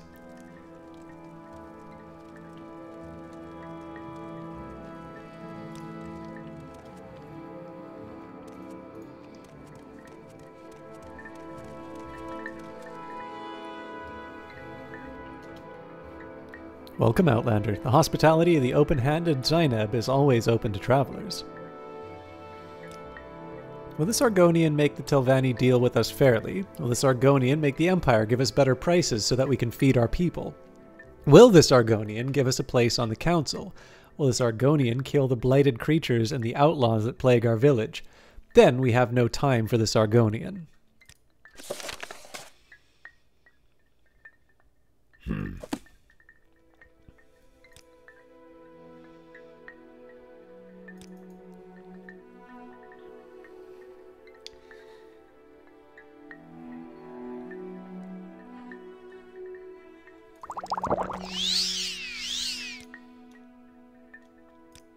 Well, it was worth a try.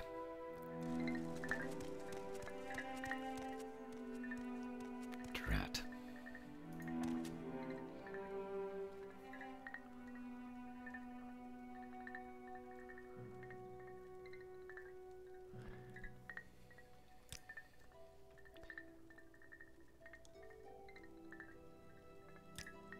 Maybe I should stop for a minute by the trader to see if I can,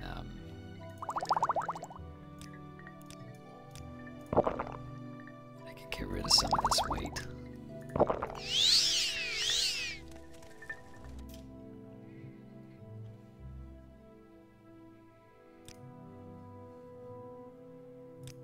Not worth it.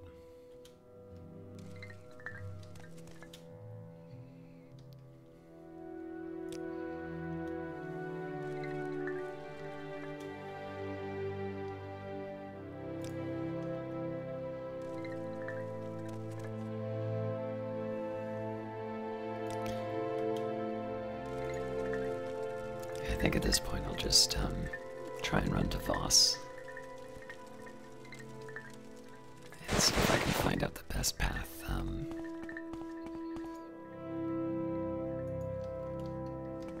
The best path from there. Let's get back onto a road before I get too turned around.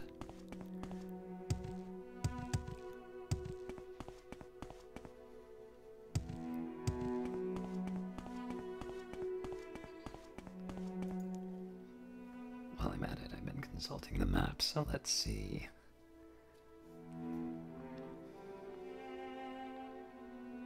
So it really is northeast. Actually, if I'd gone through the camp, I would have found a road. So it's a little bit of a detour, but a justifiable one.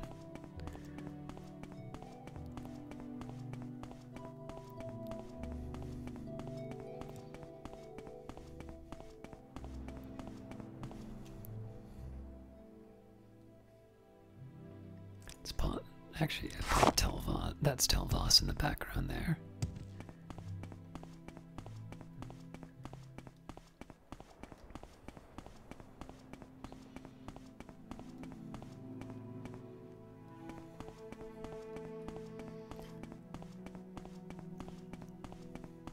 So Voss strikes me as the more promising of the two options, transport-wise at least.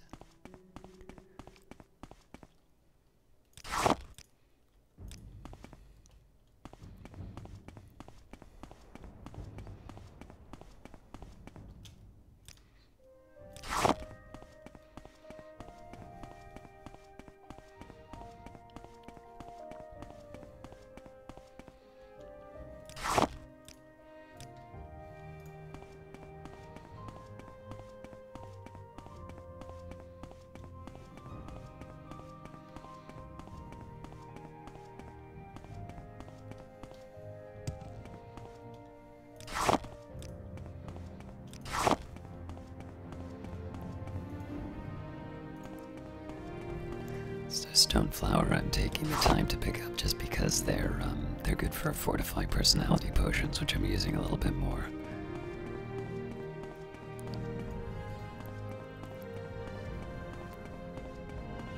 So I'm assuming, actually hang on, it's not clear which one is Voss and which one is Telvoss. Ah!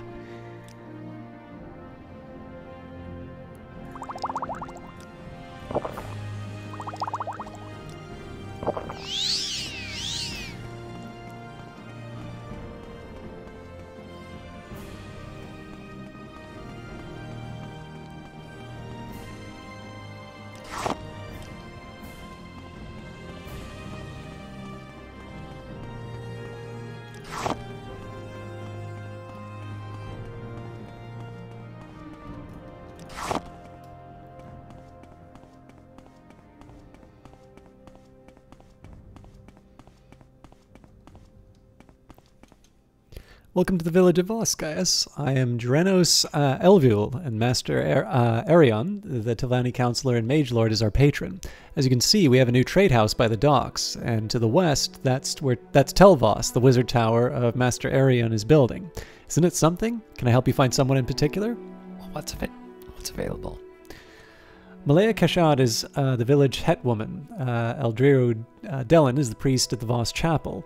Berkeus Vero and his wife Fariz Vero run the Vero trade house. Master Arian is Mage Lord of Tel Voss, the Wizard Tower. Master Arian is a counselor of the House Telvanni, a very important person, very good to us, but a very strange wizard. Tertius Telanian is Lord Aaron's chief of mercenaries. So no transport to speak of. That's not so good. What kind of services are here? Thanks to Master Arian, we now have a tribunal priest, Eldirio Dalen at the Voss Chapel, and a new trade house, the Vero trade house. Burcanius Vero can rent you your beds there and sell food and sundries. And at Tel Voss, Master Arian has a healer, enchanter, apothecary, and a monk who will provide services to Telvanni. Master Arian says we are all his clients, and we can come and get services at Tel Voss when we want. It may be vain to hope for transport here.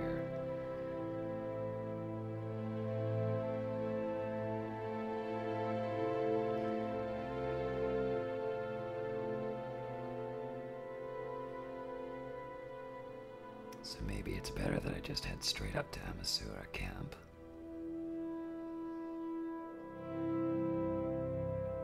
Or I go back to Sadrith. Let's try and get as much as we can out of this.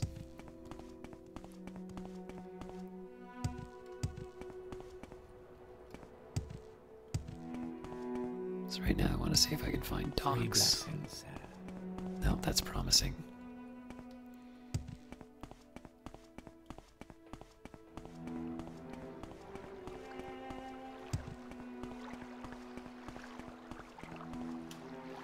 These are the docks of Voss, Outlander, and I am Sedini Varen, shipmaster of Voss, at your service. What's your destination?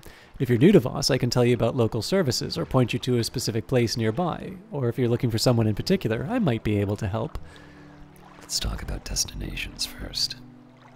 My ship, Falvio's Endeavor, can take you from the docks here at Voss to the docks at Sadrith Mora, Telarun, and Tel Mora.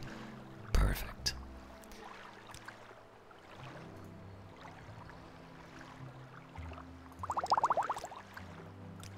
Now, I actually need to make a quick trip to the bathroom, but if I tab out or anything like that, it's going to hurt the mod. So I'm just going to step away without any change. I'll try to keep it under a minute, and we will carry on after that.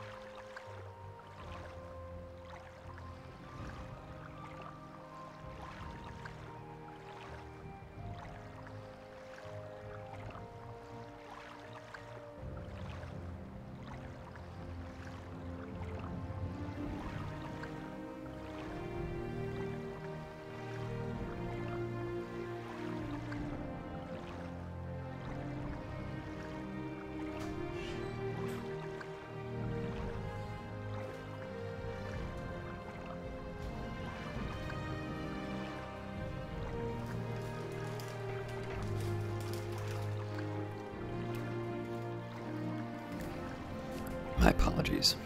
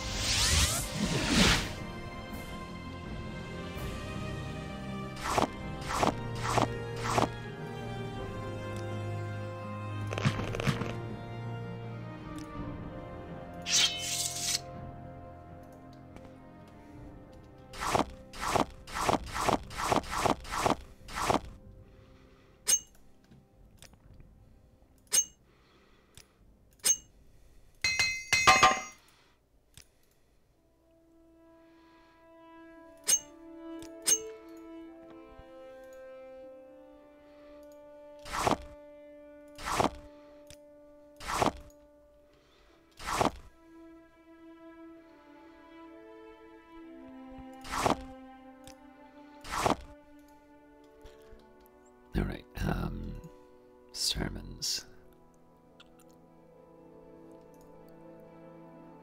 Well, we already know we didn't have it because we got the points for it. I'll do the book sorting later. Let's make some potions.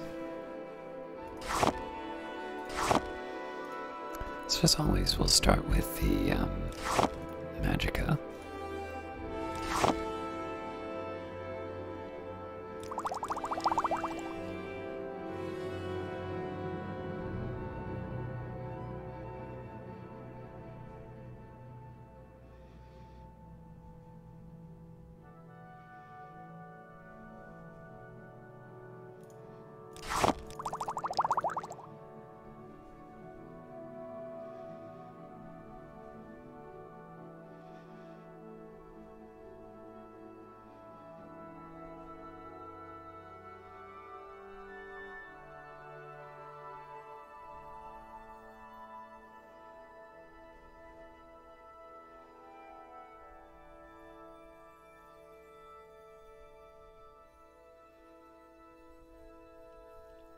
I feel like I'm missing something.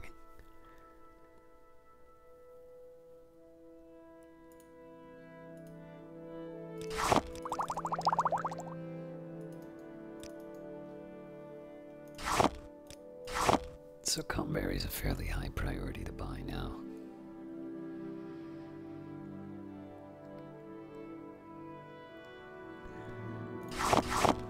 So let's see if I can combine anything with the stone flower.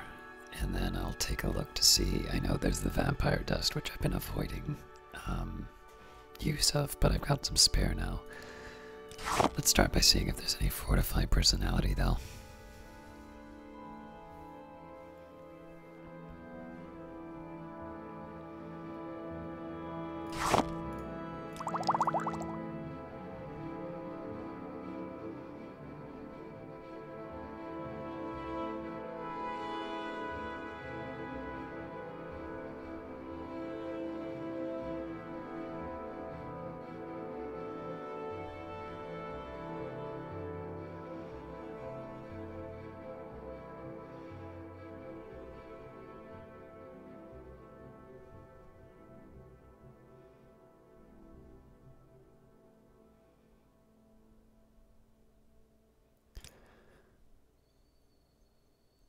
Alright, I think the fortified personality is useful enough that I'll protect this from any other use. Now let's just see realistically if I were to use this vampire dust, am I actually able to get any fortified strength out of it?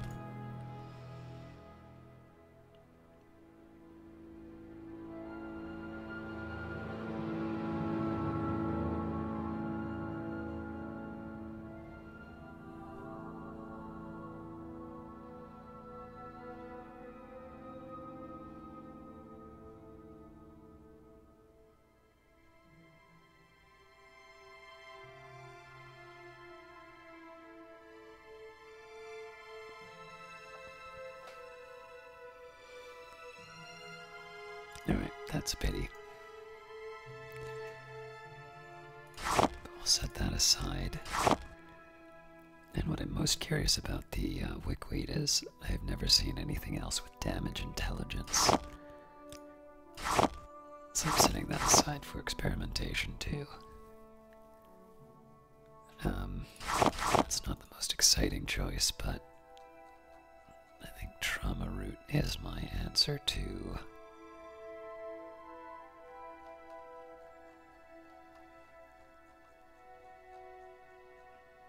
razor plumes.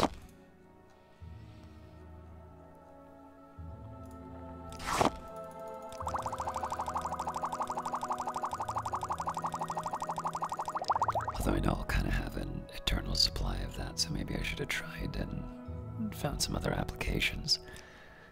I'm going to say any mushrooms are at the very end, because I know I can turn them into poison. So it looks like I've got a lot of fire petals. If I can drain health out of it, that's best.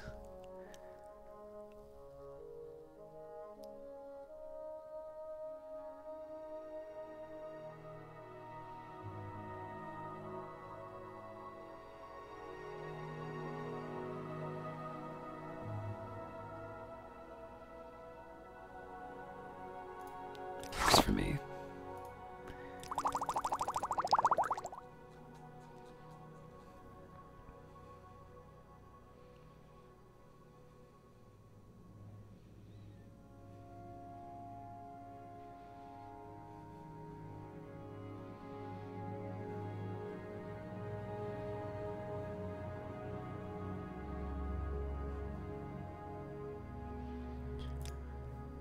Alright, let's try and get some paralyzed, then I think bone meal help. Nope, bone meal's telekinesis.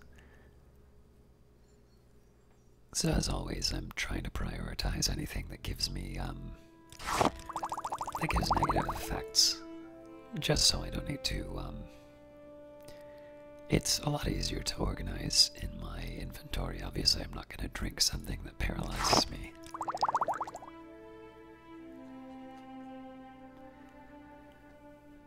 Alright, on the odd chance that there's drain willpower here. Well, or levitate, I suppose.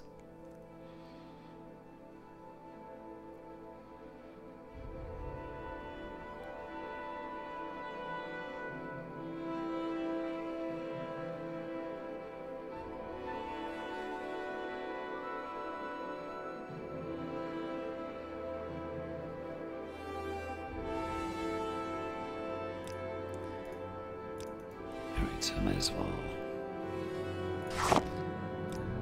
I take the items out of my inventory just so there's one less thing to cycle through. I think salt trees and the shock resin are the next. Oh, technically the ash salts actually. These are always a pain.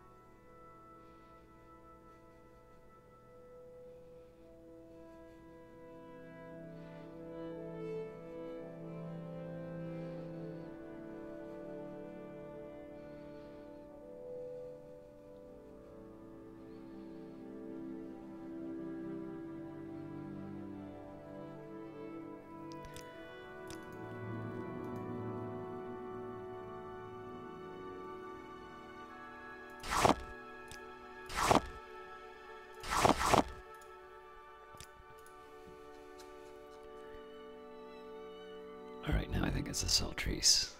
Again, I'm ignoring the... oh no, bone meal. I'm ignoring the mushrooms just because they can mostly be combined into poison. Not completely, but...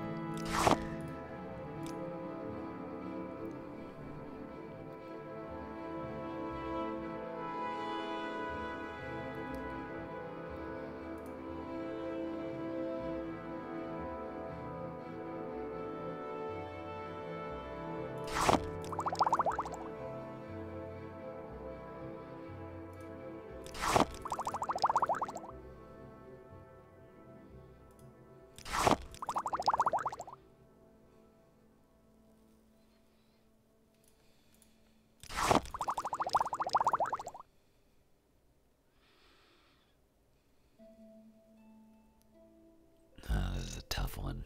And it's worth it though.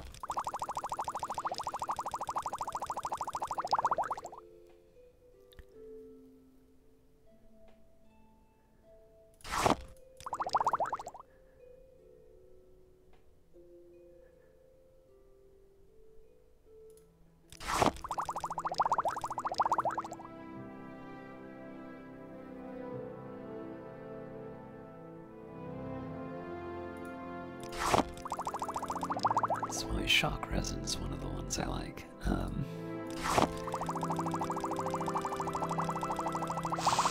Alright, well that's a lot of my mushrooms spoken for.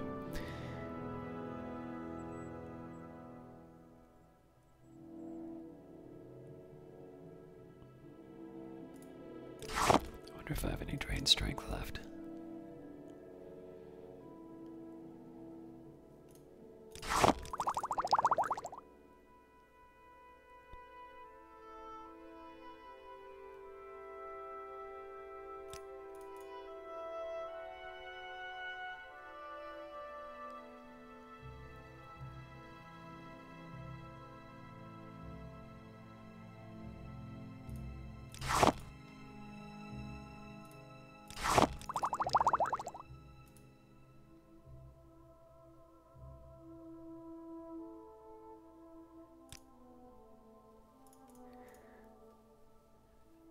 Fortify speed was actually helpful. I should have remembered that.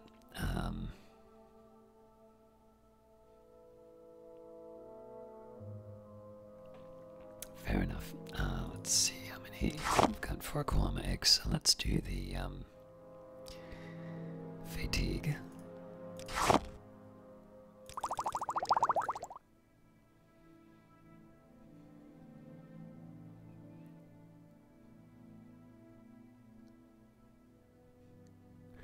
Yeah, there's no more negative effects. No, not entirely true.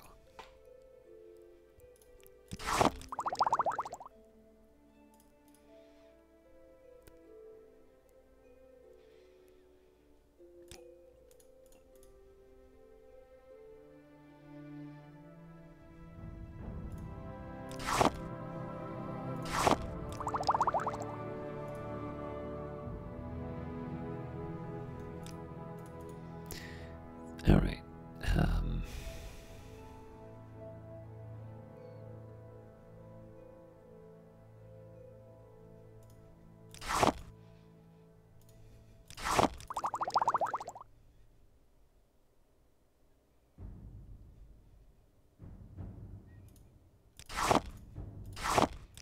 Not quite how I expected that to go, but it's giving me some items to trade, and it's lightened my my burden.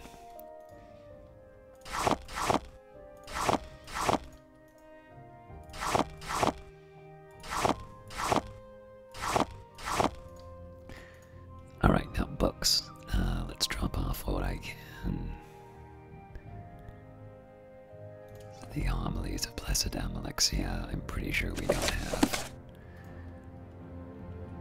But it doesn't hurt to check.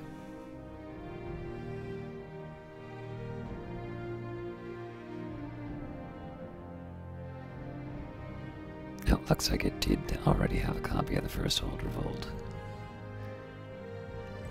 We definitely have Dawn and Dusk. Spirit of the Daedra, I'm pretty sure we have as well. Yep.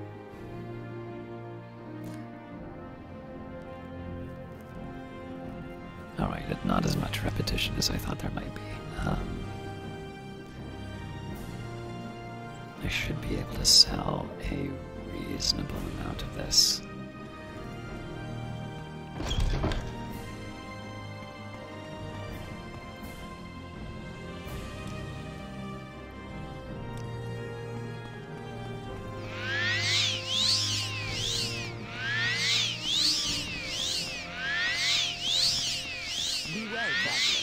I feel as though I've just awakened from a dream, a terrible dream at the 6th house.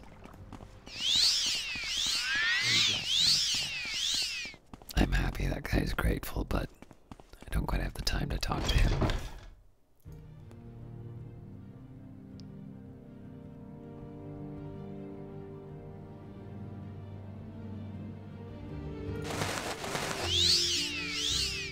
Hello friend, I'm Darissa Darvel. Welcome to Belmora. If you have a question, I'll be happy to answer it, or try anyway. And if it's just a little advice you'd like, that's fine too.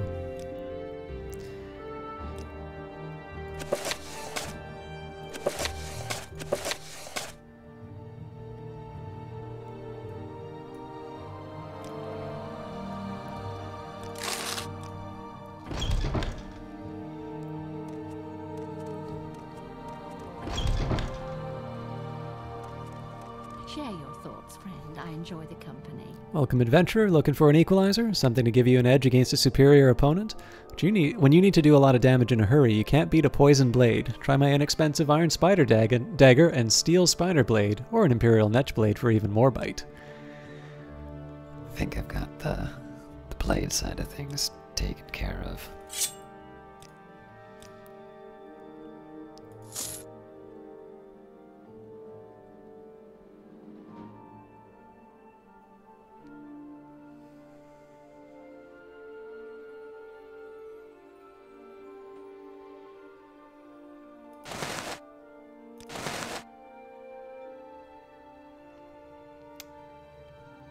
There's not as much for me to sell to this guy as I thought.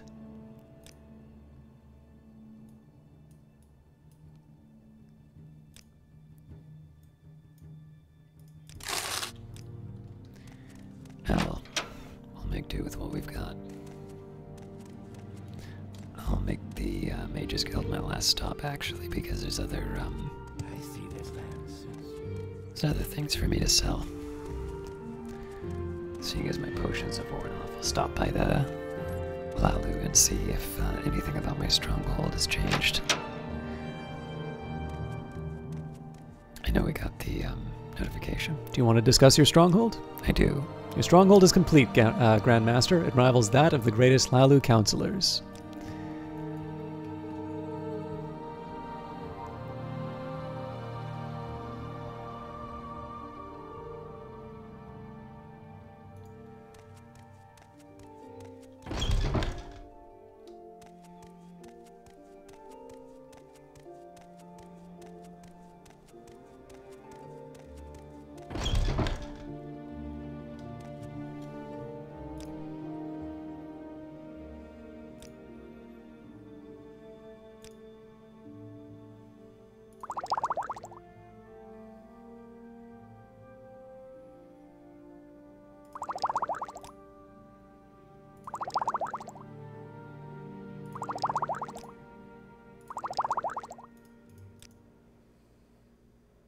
It's a lot of drain fatigue.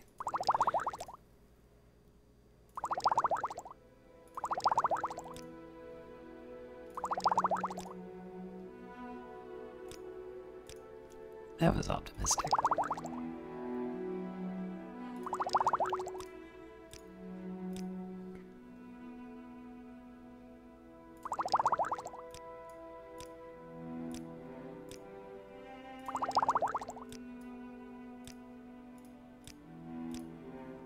Wow.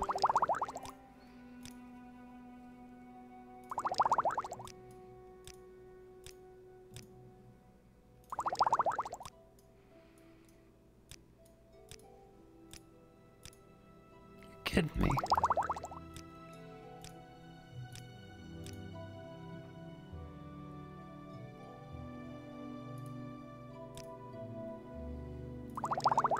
I feel like I used to be able to get away with a lot more than that. I see. Oh, actually, before I go too crazy, there might be some materials I want.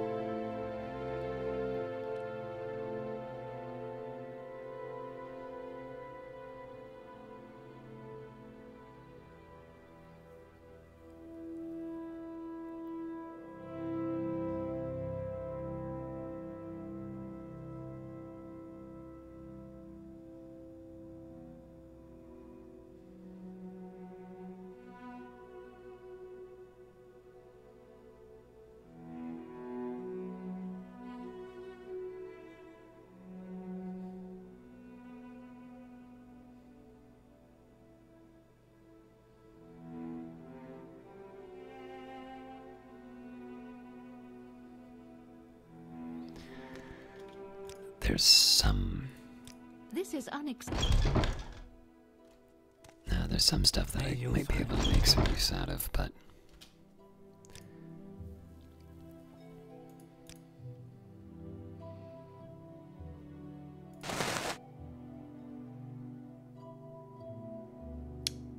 Wow. I didn't think I was going to be able to sell that.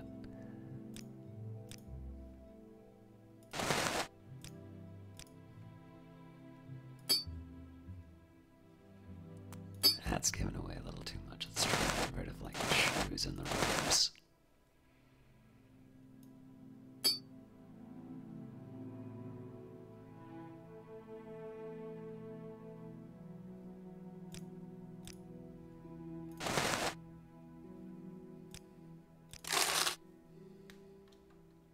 Tidings and good. I see this land. So again, I have some surplus that I can sell at the different pawn shops and such. So I'll deal with that before we go to the Mages Guild, and then we'll see what we can get away with.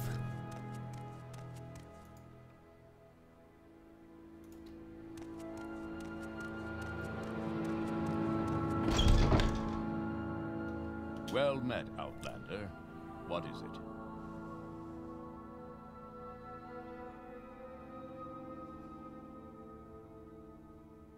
For some reason, I feel like I should be keeping this, but...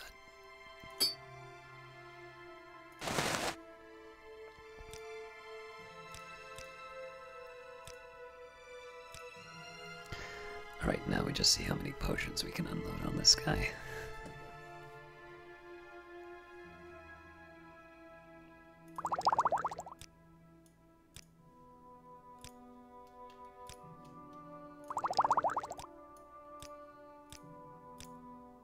What?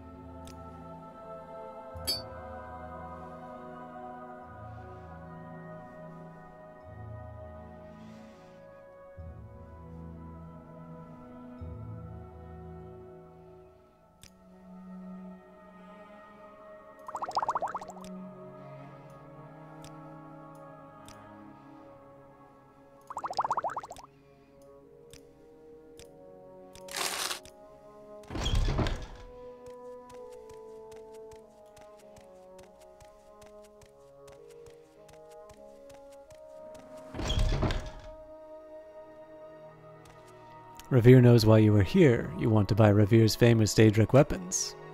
I would like to sell Revere my famous Daedric potions.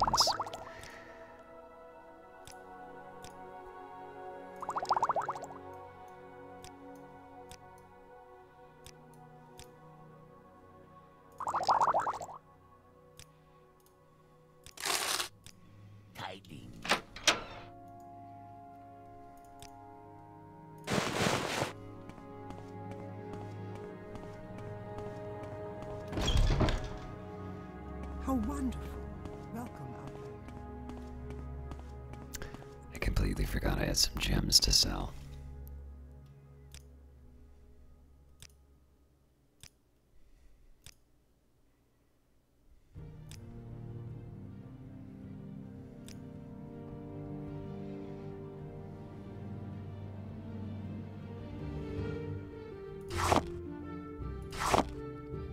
It's not much, but it's a start. Did you have anything that's not carrying?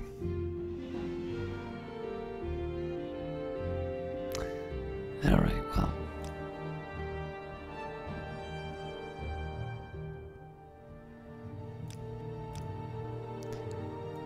Better than nothing. And while I'm at it, I'm gonna stop back by my home just to drop off the gems, which I'm obviously not going to be able to sell here. How wonderful. Welcome. May you find all that you seek, traveler. Today's your lucky day. I greet you as a friend.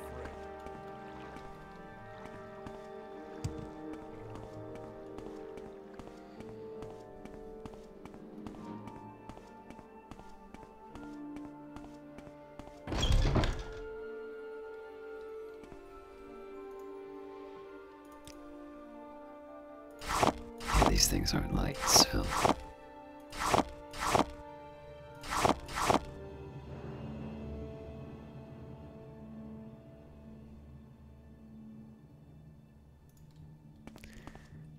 Alright, that's a start, and I'm gonna try and not make it a habit of using the strength potions to walk me to whatever destination I need. That was a special case because I didn't have a Daedric tower shield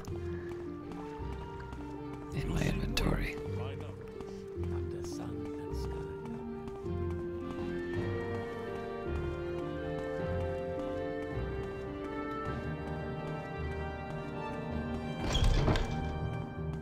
You flatter me with your attention, Outlander. How delightful.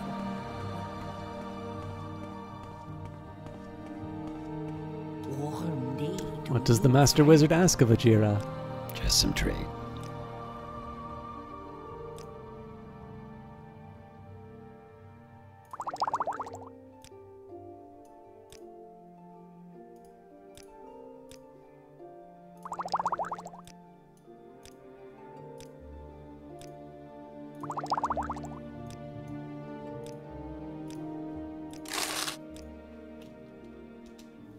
I'm Aiseline Marion, the Breton Guild Guide. I provide instantaneous transport between various Mages Guild halls on Vvardenfell. What is your destination? I can also help with local information. Do you need services? Are you looking for some specific place or for someone in particular? Just a trip to Sadrith Mora, please.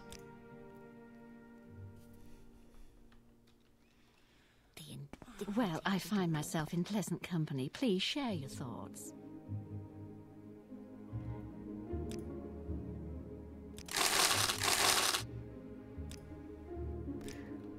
At this point, I really should be getting any spells I don't have.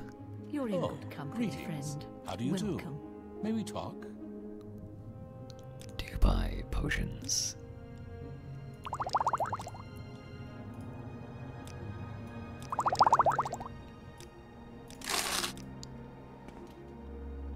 Were you able to arrange a meeting? Speak with the wise woman of the Ashlander tribes. From what I've heard, I doubt the Arabensim or the Urshilaku would agree. Zainab might agree, but I would speak with the Amusa first. Yes. The last one I'd honored take. guest. I'm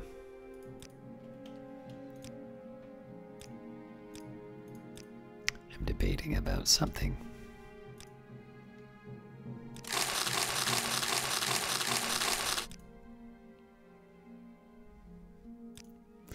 There is a side of me that wants to do,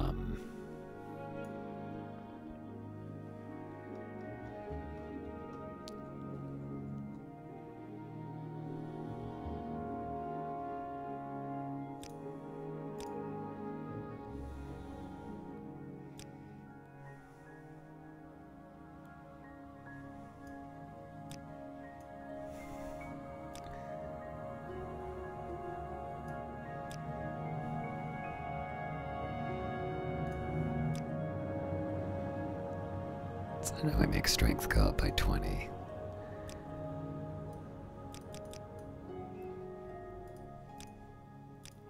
Yeah, so this is the problem. I don't actually know how long this stuff is supposed to work.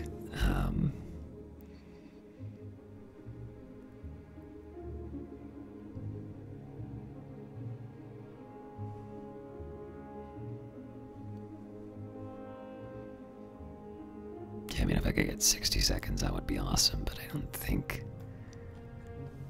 I think I have much hope of that.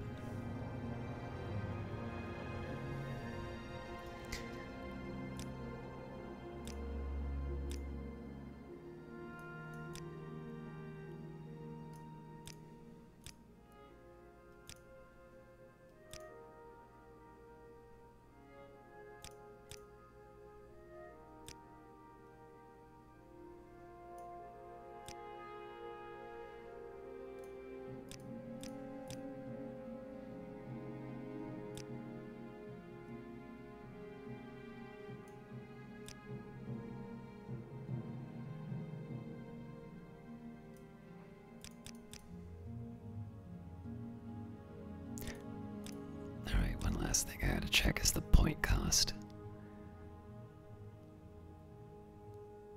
Oh, cost chance. Okay. So a restore 19. Wow. Greetings to you. A pleasure to meet you.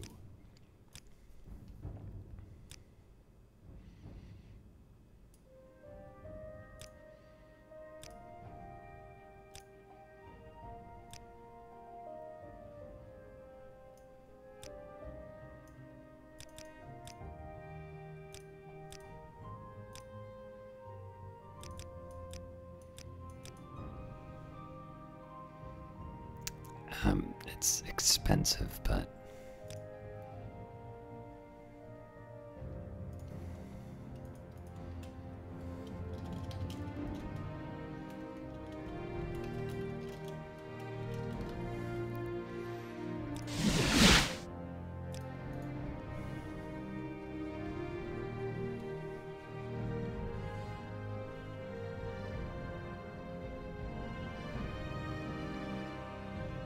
Yes, that takes half my magicka when I do Welcome, that, but friend. The day is yours.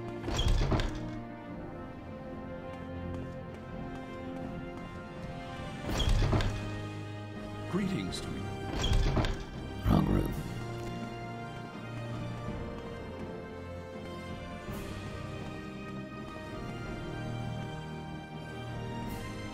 I gotta find the docks. Wait, maybe the Fighters Guild has something for me.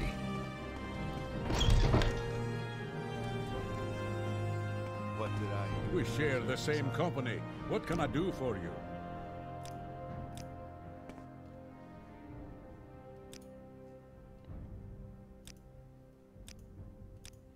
Oh, that's what I was gonna try training Welcome. in some of the magic. I feel as though I should know you.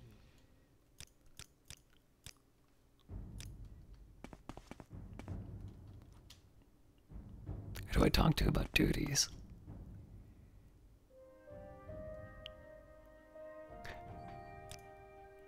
Oh, I didn't realize it was these guys. Sounds like everything went well, Caius. Here's your share of the contract. I can't advance you any more, Guardian. For further advancement, you'll have to talk to Sjoring Hardheart himself in Vivek. I don't want to. What about orders? There's a creature loose in Berwyn at the trader's shop in Telmora. There's 200 septims for whoever takes care of this corpus stalker. There's a contract for an outlaw. There's also a contract for an outlaw nearby. Another 200 septims for whoever brings Rels Tenim to justice. Rels Tenim is a murderer who has escaped from justice. He was last seen near Voss. While you're taking care of the corpus stalker, you might want to see if you can track down Rels Tenim. Go to Telmora. The corpus stalker was trapped in Berwyn the trader's shop, last I heard. Well, here's a fine. It's actually not a bad little project, seeing as I know I'm going to be heading that way anyway.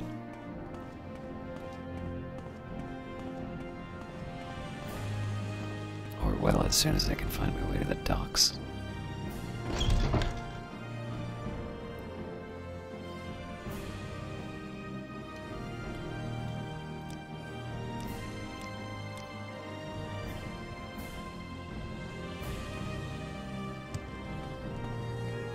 You want something, friend?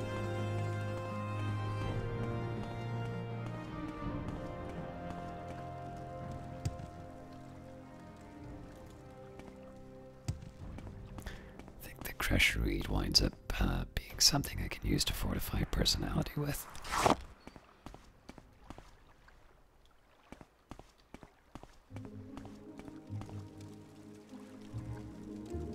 I'm an officer of the Imperial Legion. Move along.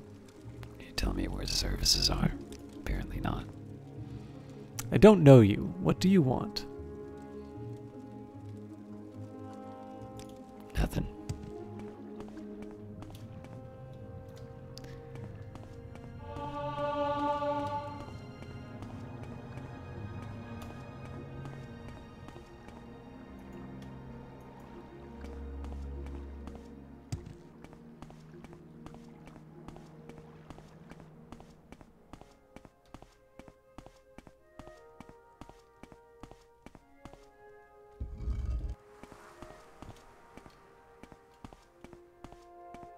I don't know if this gets me to Voss, but I definitely remember these docks from before.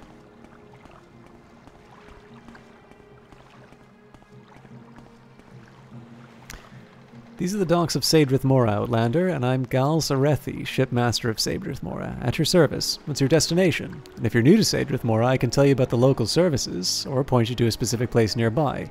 If you're looking for someone in particular, I might be able to help. Let's talk about destinations. My ship, Elf Scaring, can carry you to Saedrith Mora, Ebonheart, Telbernora, Telmora, and Dagenfell. I don't want any of those. How are you? How close is Telmora to somewhere I need to go? Well, Telmora is across from Voss, so...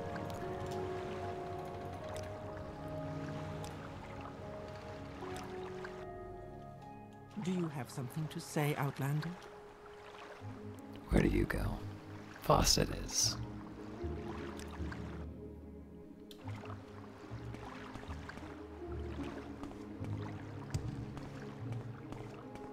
Alright, now we kind of raced through this.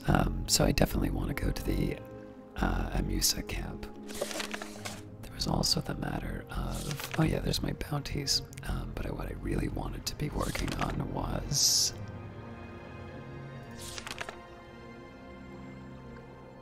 the Valley of the Wind.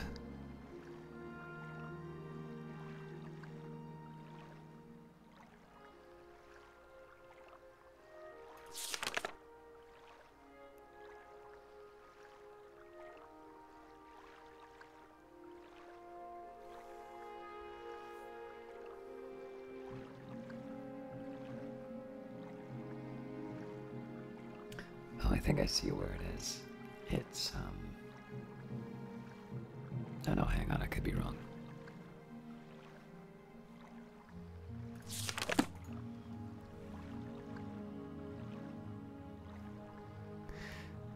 Alright, fair enough. But again, let's deal with our Telmora task. Wait a minute. Damn it.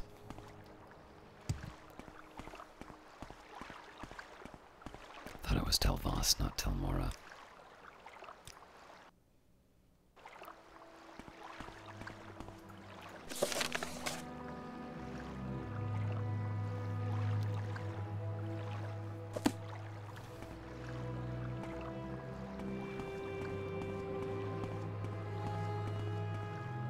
You're in Telmora, stranger. There has to be a reason. Are you trying to find some specific place or just taking a tour? If I liked you better, I might tell you. Oh, fine.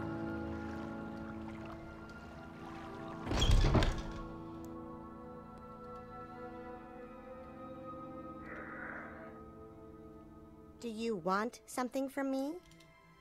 Are you here to get rid of the corporate stalker? I am. We were able to trap it upstairs, but no one wants to risk disease by getting close to it. Normally Master Aaron would take care of it, but he's so busy recently. Please hurry, it's wrecking my shop.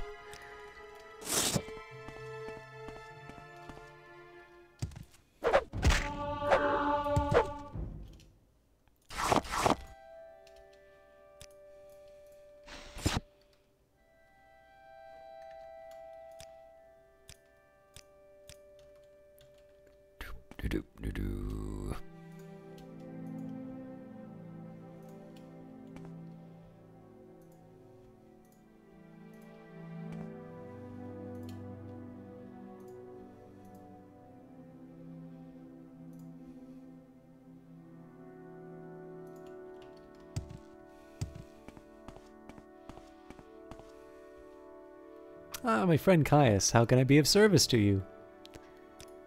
Thanks for getting rid of that corporate stalker, Caius. You obviously have great skill.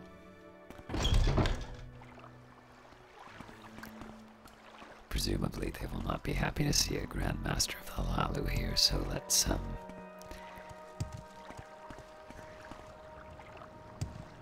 Alright, back to Voss, please.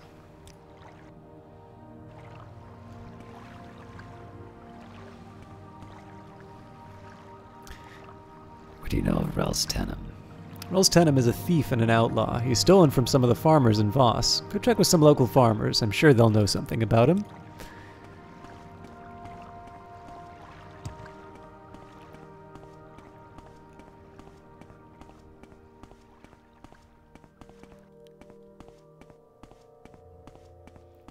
I'm going to assume the farmers are not in the city, but, I'm not quite sure where else to look.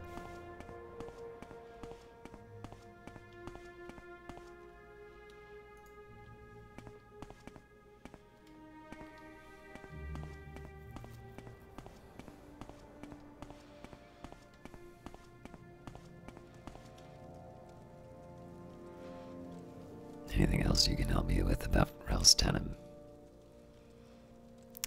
Relstenum? He's a bandit. He stole some Guar, some crops, and I don't know what else. I don't know where he is now, but the Amusa camp might know. Check the Amusa camp north of here. Interesting.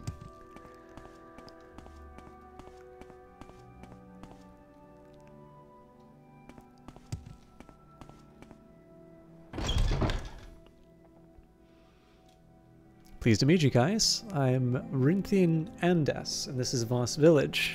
Telvoss Tower, that's over to the west. Can I help you? We don't have many services here, I'm afraid. Well, what's your trade? You're a farmer. I grow crops, and I raise animals for food and gather animal products and vegetable products from the land for my own use or for sale at the markets. Can you tell me about Relstenim? Relstenim? He's a bandit. He stole some guar and some crops. I don't know what else. I don't know where he is now, but the Amusa might know. Check the Amusa camp north of here. 2 sources is good enough for me. Let's head north.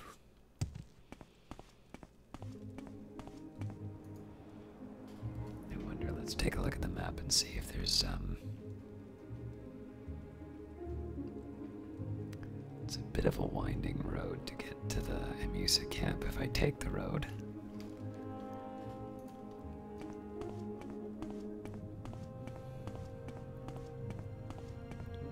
Take a quick peek just to see if there's any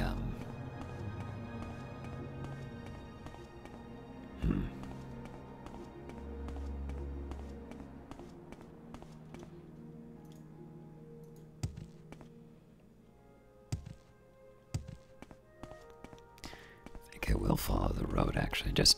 I'd like to, first of all, I'd like to take the opportunity to grab whatever items I can, or materials, along the way. Also, it wouldn't hurt to get, a bit of an idea of the standard pathways.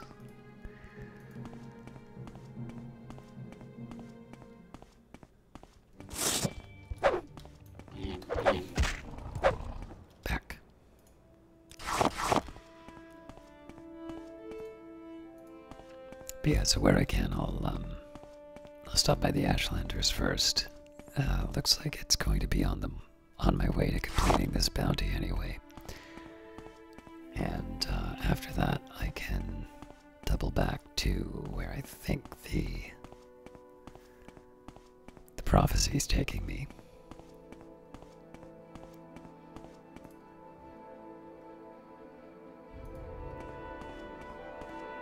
That's probably Zergonapal over there.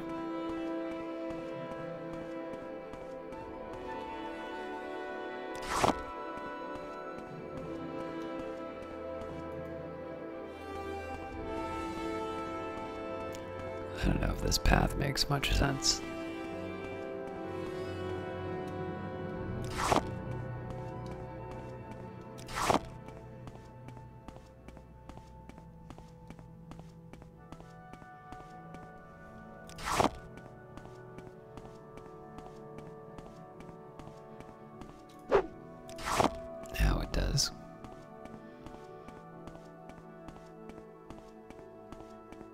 I'm assuming this is a tomb. I won't spend any time on it if it is, but...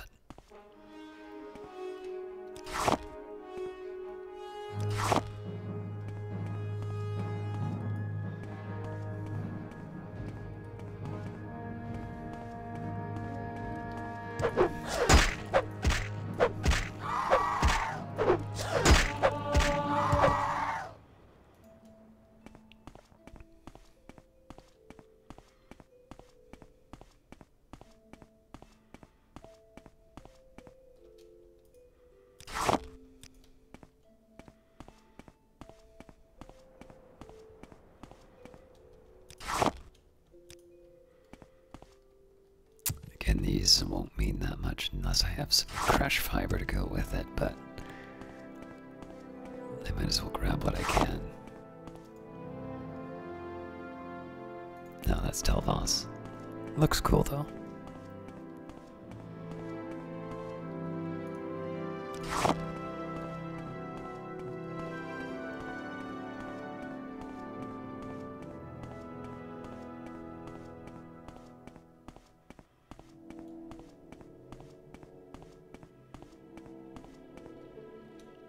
Maybe we can get a chance to see the sunrise.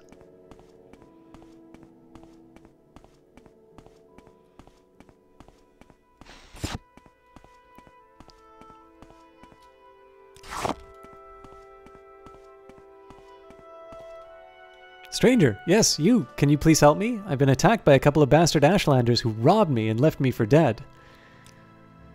I'd know them anywhere. They look kind of like normal dark elves, but wild. They wore animal skins and had tattoos, and they had odd hair. They should be easy to spot. It's no surprise that they robbed me. Yes, the bastard Inwas nearly killed me, and they took my entire shipment of Guar hides. It's easy to tell that they're mine. They have my damn mark on them. Look, if you can help me get those hides back and kill the fetchers who stole them, I promise you an excellent reward. Although I have nothing left since I was attacked, my friend Berwin and Tel Mora would be most generous, I promise you. What do you say? I'll see if I can find your hides for you. Excellent. Go get those bastard Ashlanders. I promise when you get those hides back, Berwin will be very generous. She has a stake in this trade, after all, and we can't let an unwarranted attack on a Guar hide trader ruin business. That's what happened, all right. Fetchers, the lot of them. Where are they?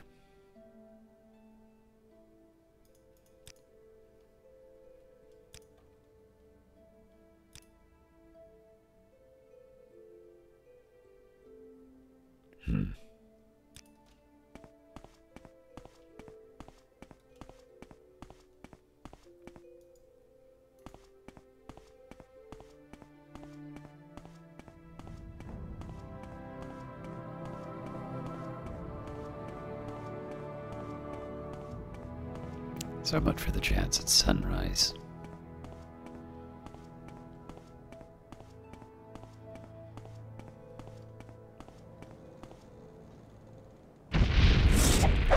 I thought they were peaceful.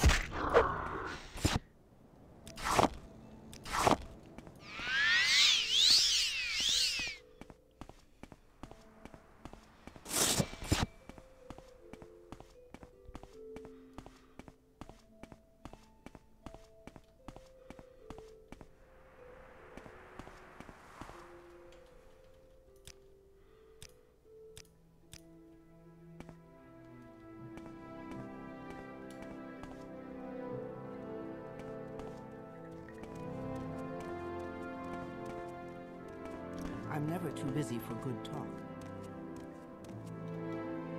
Stranger, I believe you are the one that I've seen in my dreams and visions. Tell me more.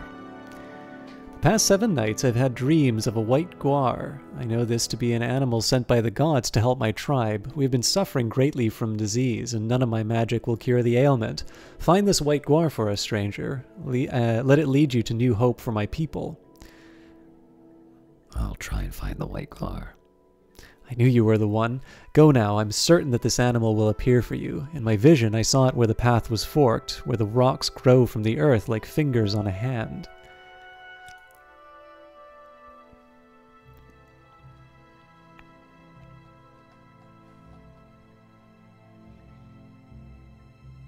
Do you know anything about an attack on a Guar hide trader?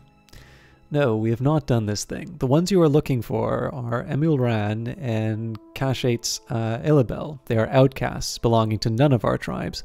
You should be able to find them south of here, along the water's edge. May you bring them swift justice.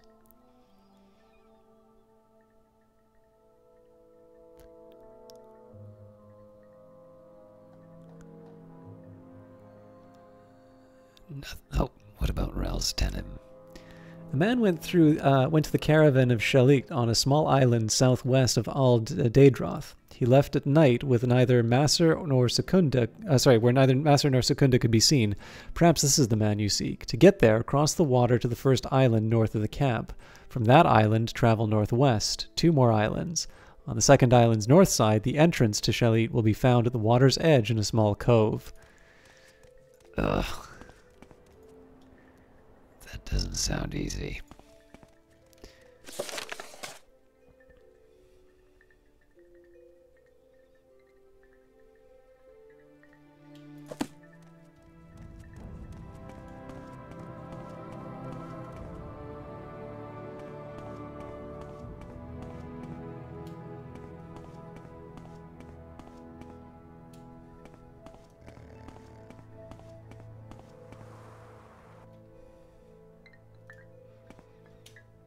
Why do you trouble us, Outlander? We have nothing worth taking. Why don't you leave us alone?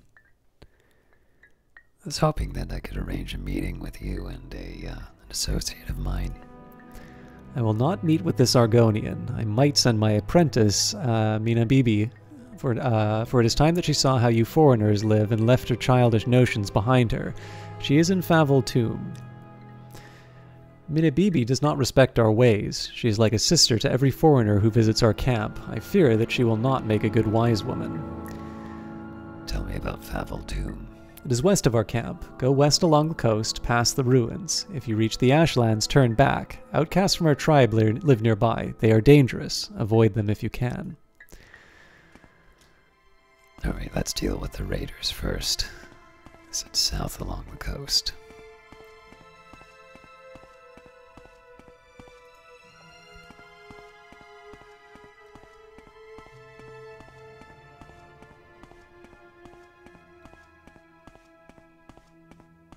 It's quite the sight.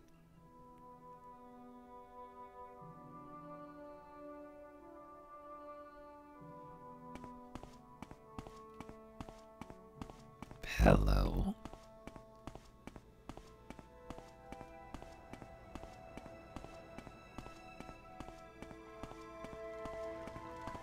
Yes, Outlander. What may I do for you? What do you want, Outlander? Let's talk about some Guar hides. You will suffer greatly. Are you suggesting we've done this thing? That's fine, Dark Elf, for it is true. Kashtes and I have taken the hides, and in our possession they will remain. Prepare to meet your gods, for no one may take what is now ours.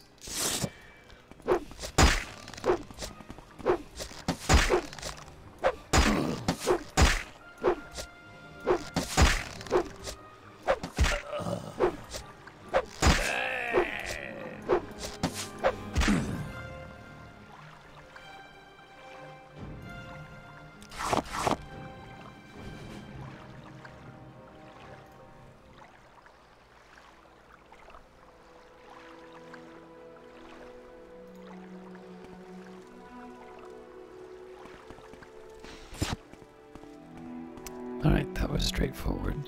I suppose now I need to hope that I can find that white Guar. Prefer to do that before island hopping.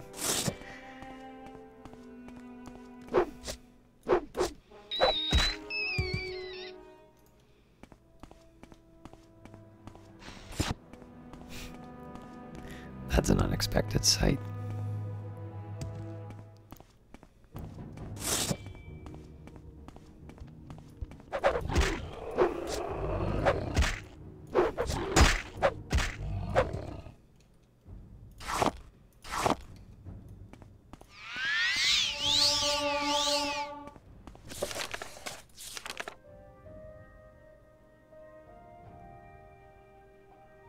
Forking trail where rocks grow from the earth like fingers on a hand.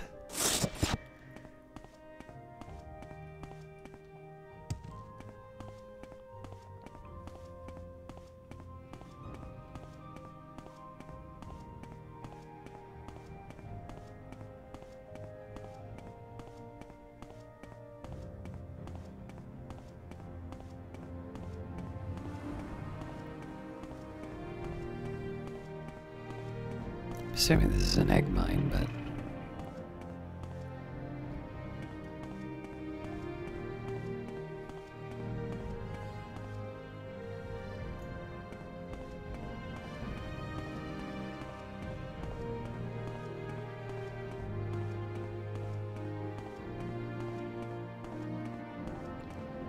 oh, that's probably a golden sea. I was wondering why a guard was walking around like that, but I wasn't gonna go after them because I didn't have a soul gem, but it occurred to me that there might be some decent loot. So it turns out it looks like it's just a dagger.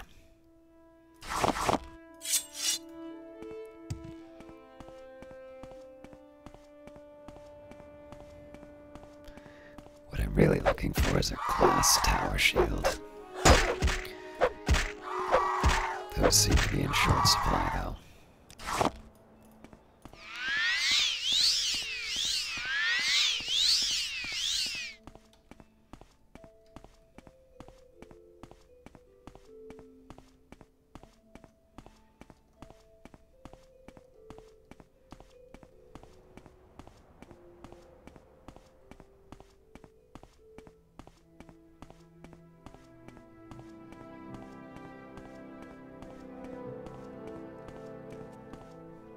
I can't believe those damned Ashlanders would take my hides. Dirty fetchers, all of them.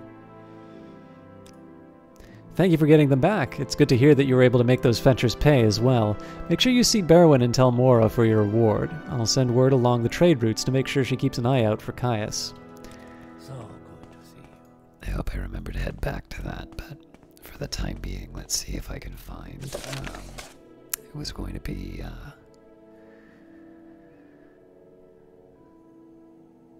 past the Daedric Ruins until I see... oh, alright. Ah, there's the White Guar.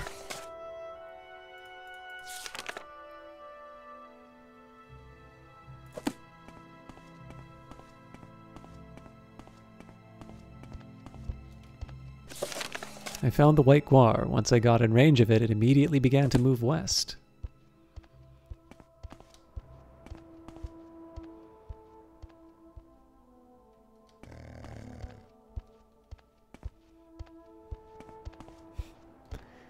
And I run into 18 Telveni who want to kill me.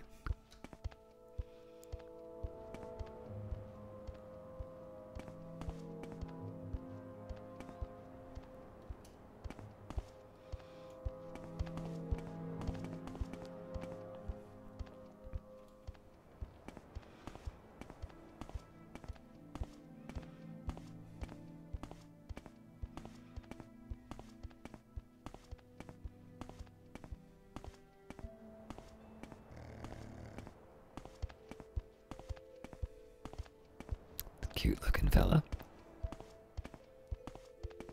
Aha.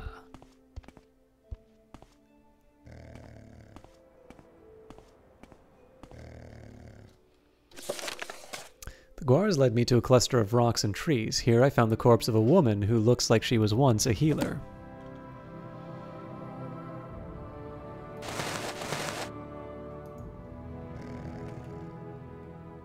Thank you.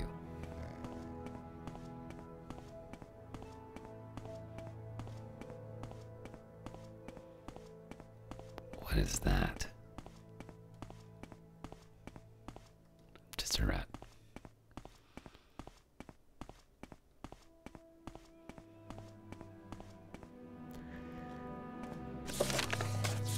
Unless I have any reason to be in Senate, I'll head back to...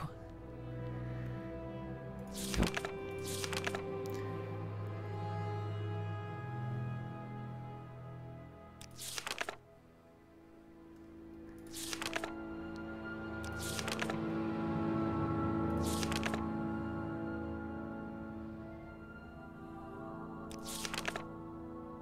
Oh, curses.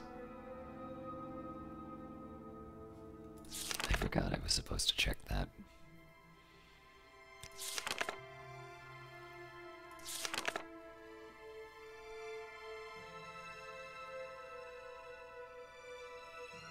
I'll get it on the way back.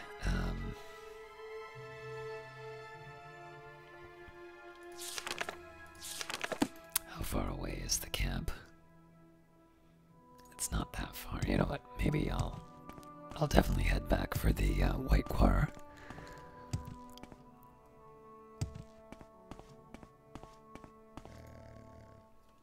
Actually, there's other thing I want to check.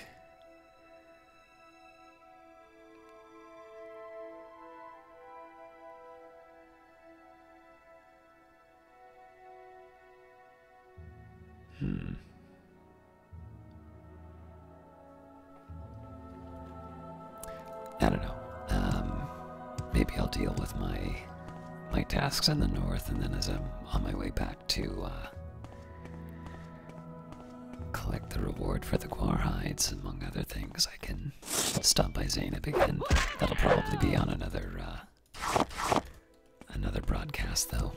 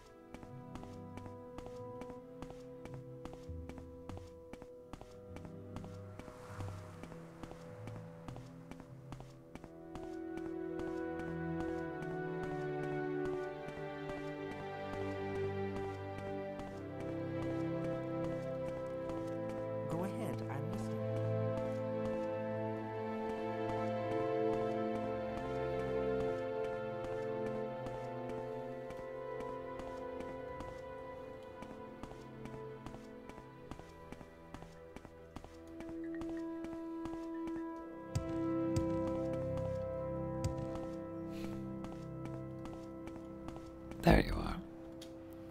Tell me what you found, you who I have seen in my visions. Have you found the White Guar? I have seen your journey in a vision. I know that the White Guar led you, what the White Guar led you to, and I know who she was. In my vision, I saw that you were led to the corpse of Ashamanu. She's a healer many, many years ago, and she gave her own life to save the lives of others. It is said that she will give her life again and again so that others may live through her sacrifice. You've witnessed a miracle, my child, and you now hold the amulet of Ashamanu. Thank you, child. This amulet will be the salvation of my people. Take this in return. It is a shield of legend among my people, the shield of the undaunted. Use it, and you will feel the strength return to weary limbs. Travel well, friend.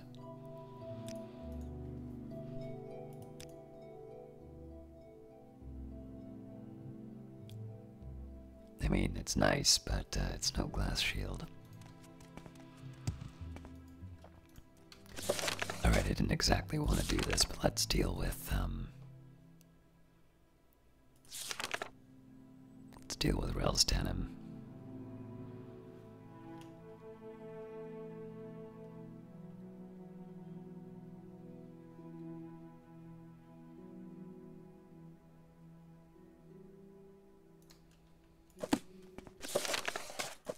I don't think that's exactly what she said.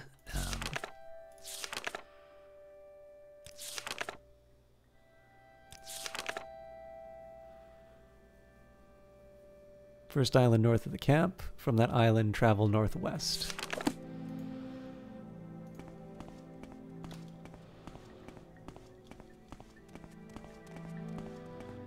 If I made water walking, that will make me a lot happier.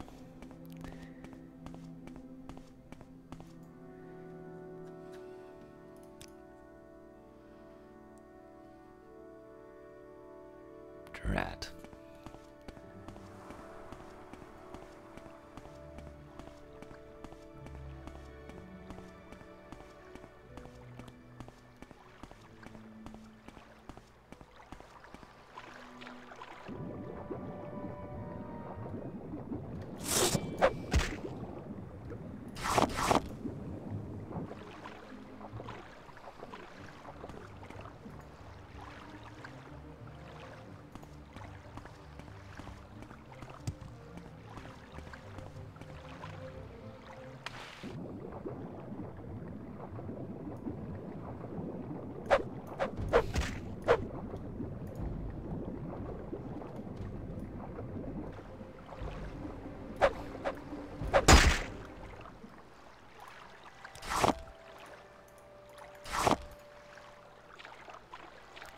So that should be the first.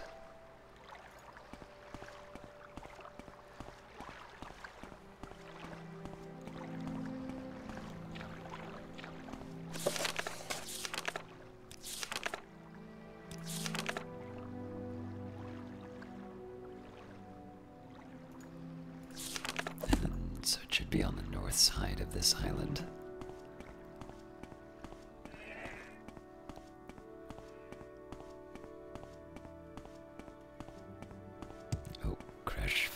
Always welcome.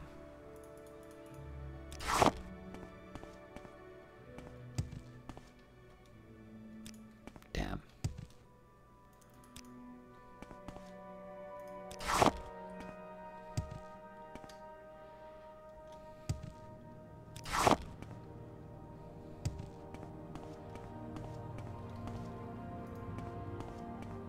I shouldn't get too caught up in material gathering.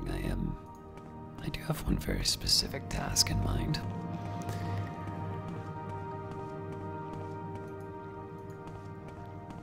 They're really gonna make me swim all that, aren't they?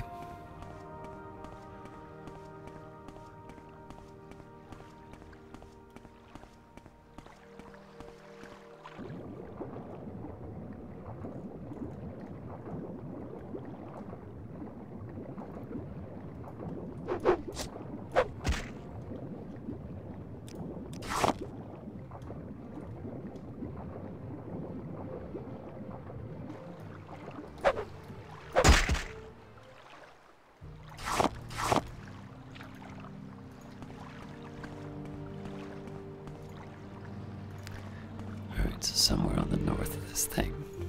Apparently.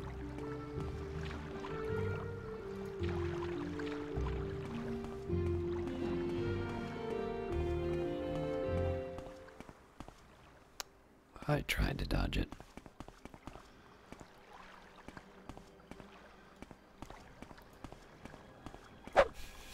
Having a little trouble there, Chief.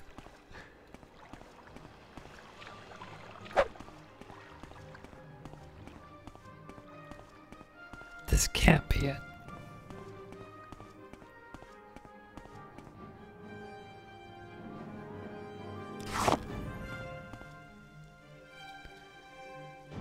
Well, I'm already soaked, so I suppose it's as good a time as any to rain.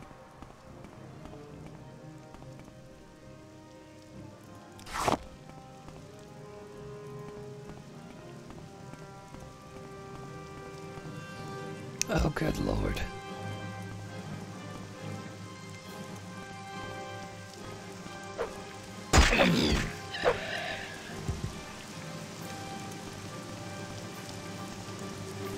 Alright, I'm gonna be extra annoyed when I find this guy.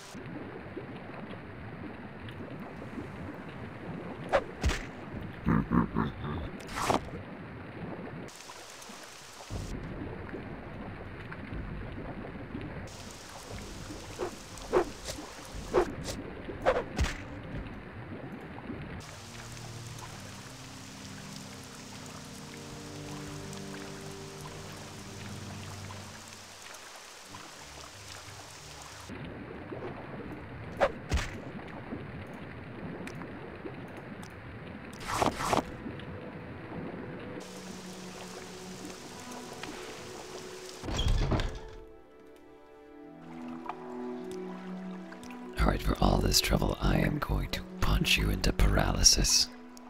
Where are you?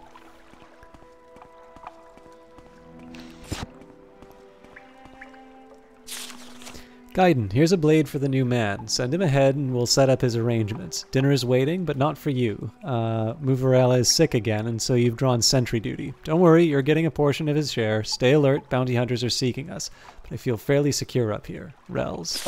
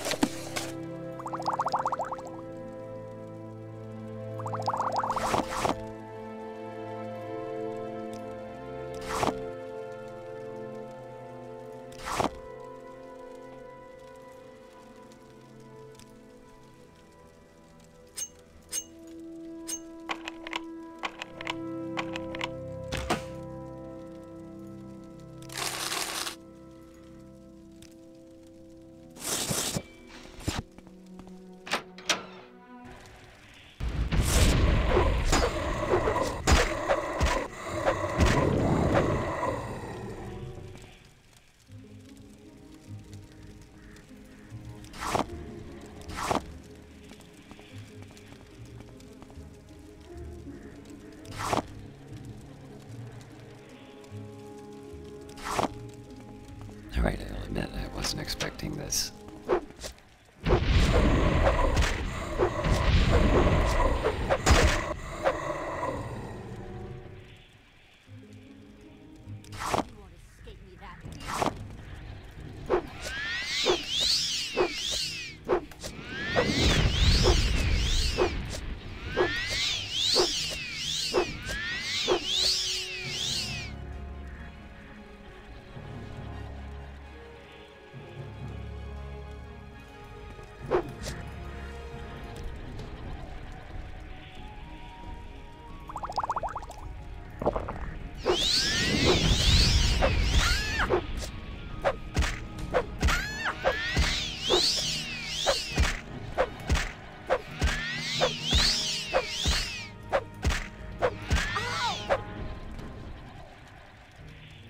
That was a tough vampire.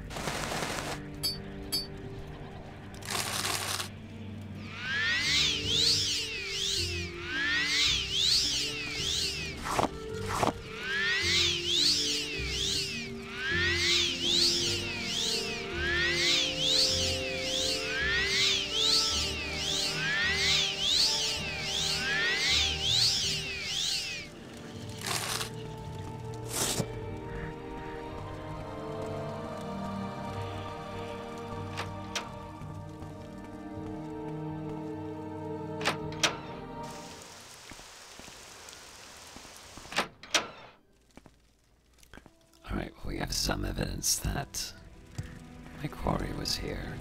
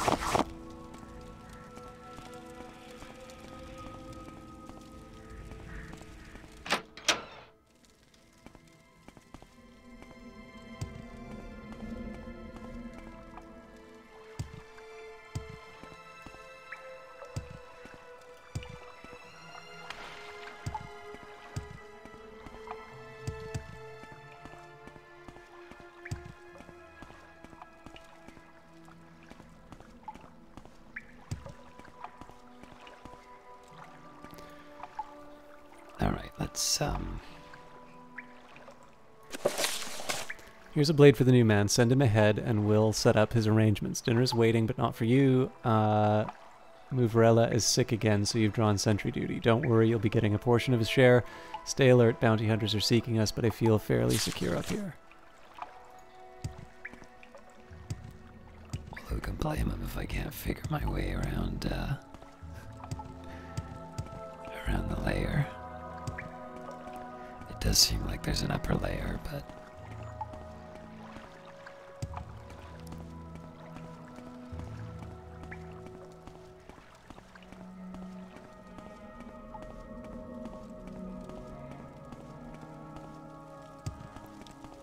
yeah, it leads straight into here. So I'm wondering about this spot.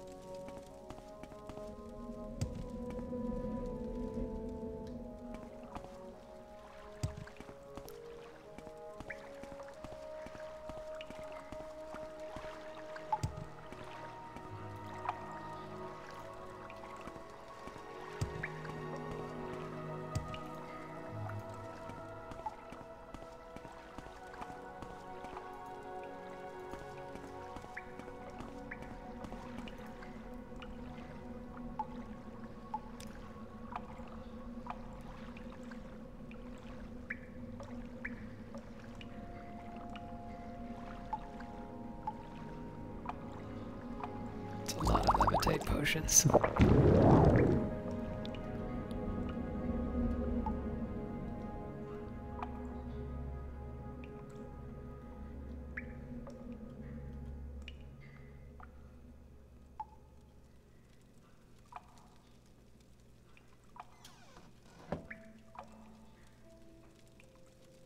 Now you die!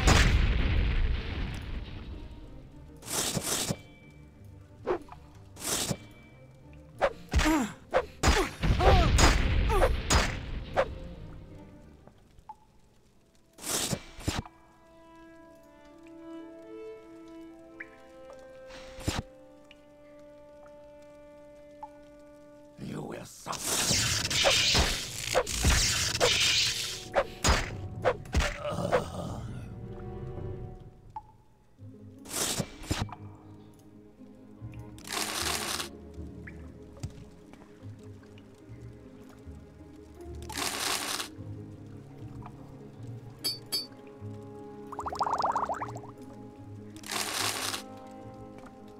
Just on the odd chance I can talk with someone, I didn't want to rob the area.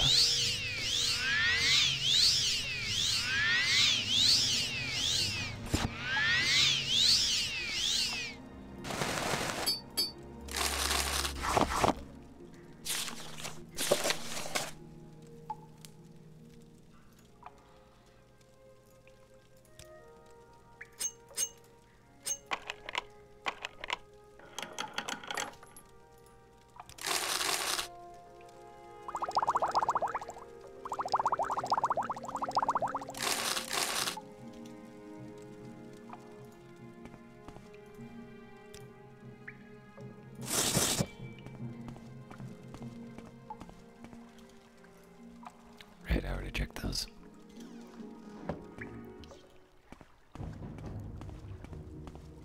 Who are you? Alright.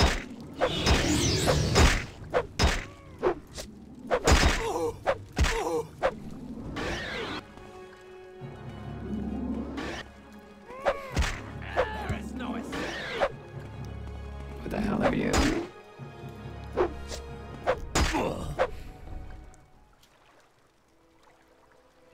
Not worth it. Given the weight I'm carrying.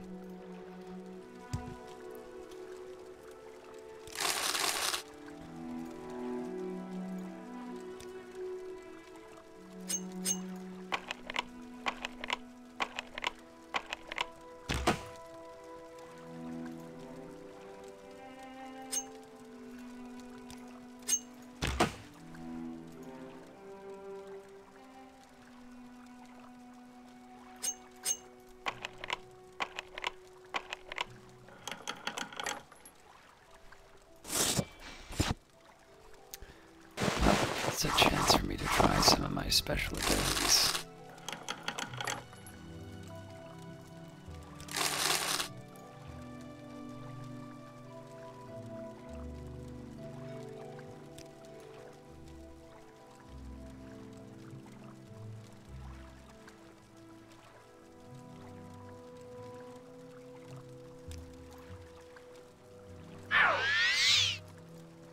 I can see this will be a problem.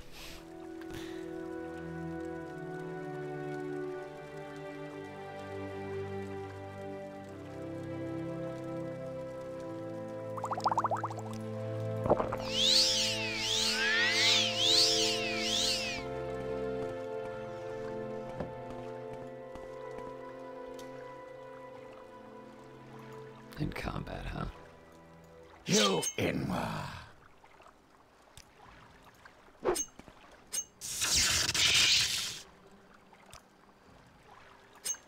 I did promise to punch him into paralysis.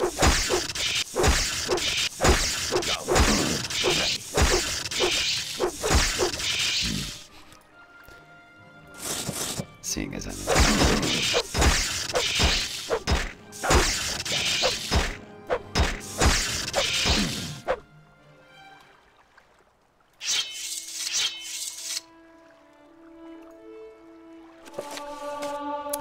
Lady Bennock's Words and Philosophy. Lady Elena Bennock, former master of the Valenwood Fighters Guild and head of the Emperor's personal guard in the Imperial City, has been leading a campaign to reacquaint the soldiers of Tamriel with the sword. I met with her on 3 different occasions for the purposes of this book. The first time was at her suite in the palace on the balcony overlooking the gardens below. I was early for my interview, which had taken me nearly 6 months to arrange, but she gently chided me for not being even earlier. I've had time to put up my defenses now, she said, her bright green eyes smiling. Lady Bennock is a Bosmer, a wood elf, and like her ancestors, took to the bow in her early years. She excelled at the sport, and by the age of 14 she had joined the hunting party of her tribe as a jackspur, a long-distance shooter. During the Black Year of 396, when the Parking tribe began their rampage through the southeastern Valenwood with the aid of powers from the Somerset Isle, Lady Bennock fought the futile battle to keep her tribe's land. I killed someone for the first time when I was 16, she says now. I don't remember it very well. He or she was just a blur on the horizon when I aimed my bow. It meant no more to me than shooting animals. I probably killed 100 people like that during the summer and fall. I didn't really feel like a killer until that wintertide, when I learned what it was like to look into a man's eyes as you spilled his blood. It was a scout from the Parke tribe who surprised me while I was on camp watch. We surprised each other, I suppose. I had just my bow at my side, and I just panicked, trying to string an arrow when he was half a yard away from me. It was the only thing I knew how to do. Of course, he struck first with his blade, and I just fell back in shock. You always remember the mistakes of your first victim. His mistake was assuming because he had drawn blood and I had fallen that I was dead. I rushed at him the moment he turned from me towards the sleeping camp of my tribesmen. He was caught off guard, and I wrestled his blade away from him. I don't know how many times I stabbed at him. By the time that I had stopped, when my next watch came to relieve me, my arms were black and blue with strain. There was not a solid piece of him left. I'd literally cut him to pieces. You see, I had no concept of how to fight or how much it took to kill a man. Lady Bennock, aware of this deficiency in her education, began teaching herself swordsmanship at once. You can't learn how to use a sword in Valenwood, she said, which isn't to say that Bosmer can't use blades, but we're largely self-taught. As much as it hurt when my tribe found itself homeless, pushed to the north, it did have one good aspect. It afforded me the opportunity to meet Redguards. Studying all manners of weapon-wielding under the tutelage of Warday Akor, Lady Bennock excelled. She became a freelance adventurer, traveling through the wilds of southern Hammerfell and northern Valenwood, protecting caravans and visiting dignitaries from the various dangers indigenous to the population. Unfortunately, before we were able to pursue her story of her early years any further, Lady Bennock was called away on an urgent summons from the Emperor. Such is often the case with the Imperial Guard, and in these troubled times, perhaps, more so than in the past. When I tried to contact her for another talk, her servants informed me that their mistress was in Skyrim. Another month passed, and when I visited her suite, I was told that she was in High Rock. To her credit, Lady Bennock actually sought me out for our second interview on Sun's Dusk of that year. I was in a tavern in the city called the Blood and Rooster, and when I felt her hand on my shoulder, she sat down at the rude table and continued her tale as if it had never been interrupted. She returned to the theme of her days as an adventurer, and told me about the first time she ever felt confident with a sword. I owned at that time an enchanted daikatana, quite a good one, of Daedric metal. It wasn't an original Akaviri, not even of design. I didn't have that kind of money, but it served as my primary purpose of delivering as much damage with as little effort on my part as possible. Akor had taught me how to fence, but when faced with a life-or-death situation, I always fell back on the old overhand wallop. A pack of orcs had stolen some gold from a local chieftain in Medita, and I went looking for them in one of the ubiquitous dungeons that dot the countryside in that region. There were the usual rats and giant spiders, and I was enough of a veteran by then to dispatch them with relative ease. The problem came when I found myself in a pitch-black room, and all around me I heard the grunts of orcs nearing in. I waved my sword around me, connecting with nothing, hearing their footsteps coming ever nearer. Somehow I managed to hold back my fear and remember the simple exercises that Master Akor had taught me. I listened, stepped sideways, swung, twisted, stepped forward, swung in a circle, turned around, sidestepped, swung. My instinct was right. The orcs had gathered in a circle around me, and when I found a light, I saw that they were all dead. That's when I focused on my study of swordplay. I'm stupid enough to require a near-death experience to see the practical purposes, you see. Lady Bennock spent the remainder of the interview responding in her typically blunt way to the veracity of various myths that surrounded her in her career. It was true that she became the master of the Valenwood Fighters Guild after winning a duel with the former master, who was a stooge of the Imperial battle mage, the traitor Jagar Tharn. It was not true that she was the one responsible for the Valenwood Guild's disintegration 2 years later.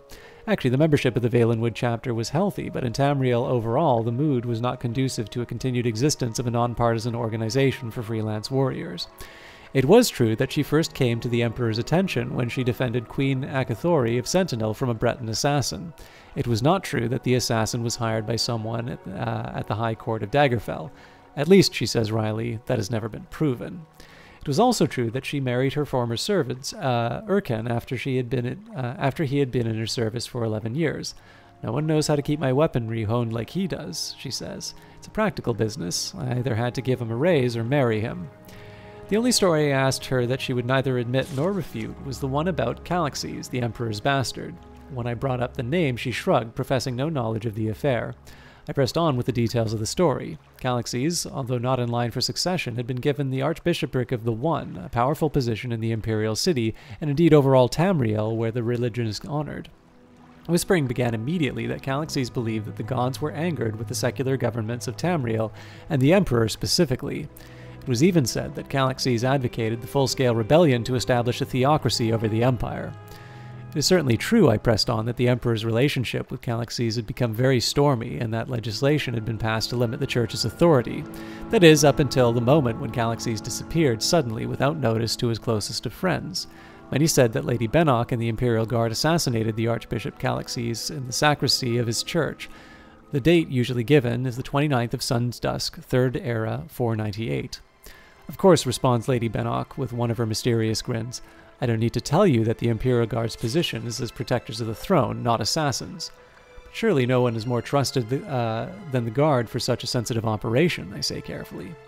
Lady Bennock acknowledges that, but merely says that such details of her duties must remain secret as a matter of Imperial security. Unfortunately, her ladyship had to leave early the next morning, as the Emperor had businesses down south, of course. I couldn't be told more specifics. She promised to send me word when she returned so we could continue our interview. As it turned out, I had business of my own in the Somerset Isle, compiling a book on the Psychic Order. I was surprised that I met her ladyship 3 months later in Firsthold. We managed to get away from our respective duties to complete our third and final interview on the walk along the Disetto, a great river that passes through the royal parks of the city. Steering away from questions of her recent duties and assignments, which I guessed rightly... Sorry, thought I was going to sneeze. Duties and assignments, which I guessed rightly that she was loath to answer, I returned to the subject of sword fighting. Frender Hundring, she says, lists 38 grips, 750 offensive and 1,800 defensive positions, and nearly 9,000 moves essential to sword mastery. The average hack and slasher knows one grip, which he uses primarily to keep from dropping his blade. He knows one offensive position, facing his target, and one defensive position, fleeing. Of these multitudinous rhythms and inflections in combat, he knows less than one. The ways of the warrior were never meant to be the easiest path. The archetype of the idiot fighter is as solidly ingrained as that of the brilliant wizard and the shrewd thief, but it was not always so. The figure of the philosopher swordsman, the blade-wielding artist are creatures of the past, together with the sword singer of the Red Guards, who is said to be able to create and wield a blade with but the power of his mind. The future of the intelligent blade wielder looks bleak in comparison to the glories of the past. Not wanting to end our interviews on a sour note, I pressed Lady Elena Bennock for advice on young blade swingers and just beginning their careers. When confronted with a wizard, she says, throwing petals of a canth leaf into the Disetto, close the distance and hit him hard.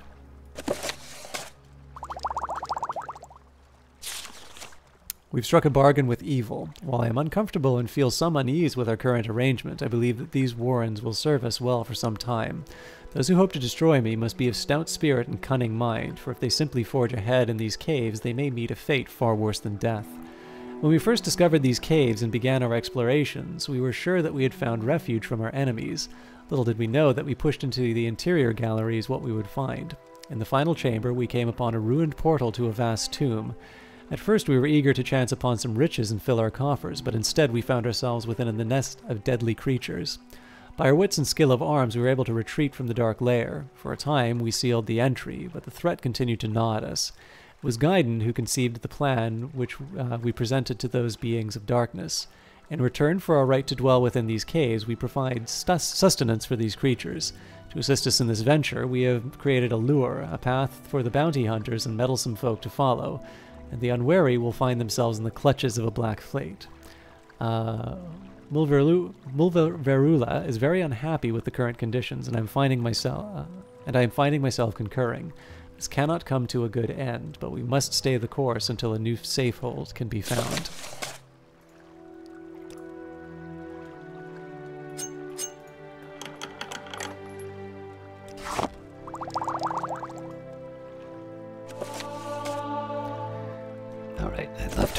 this, but I do actually need to finish up for tonight, so we will save that book for the next broadcast.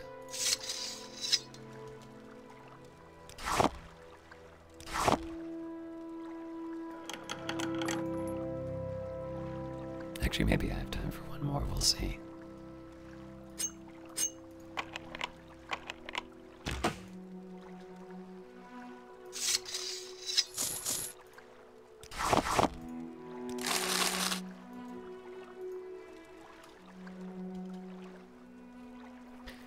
So given that I'm already laden down, it makes sense that I could just strip him completely, but I won't do that. Instead, I will do a recall.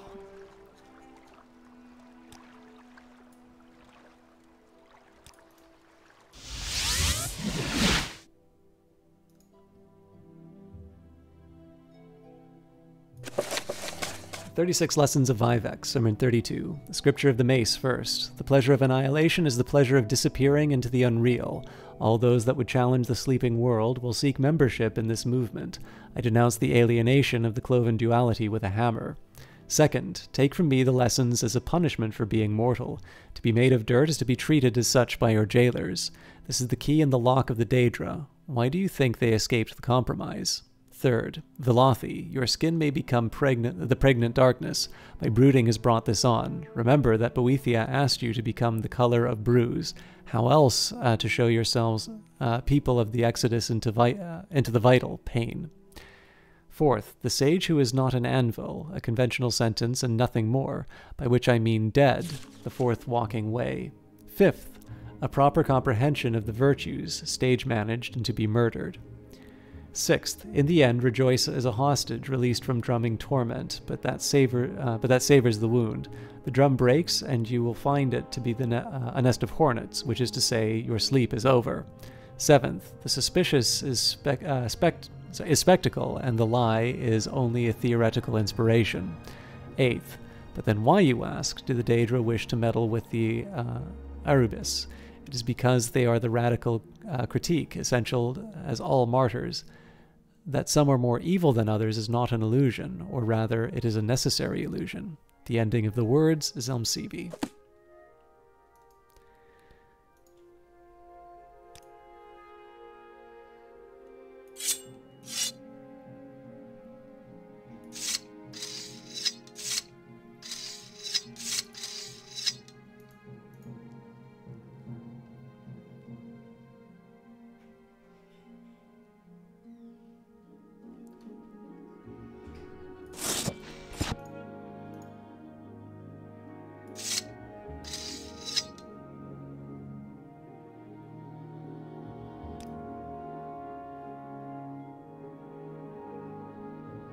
I forgot that I'm severely overburdened.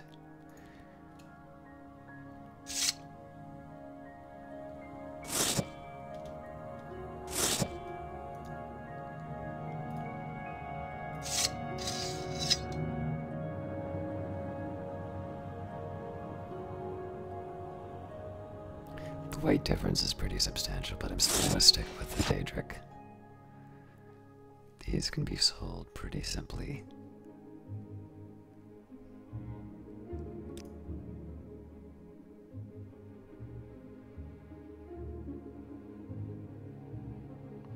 I feel like the Shield of the Undaunted was a gift, so maybe I'll leave that aside.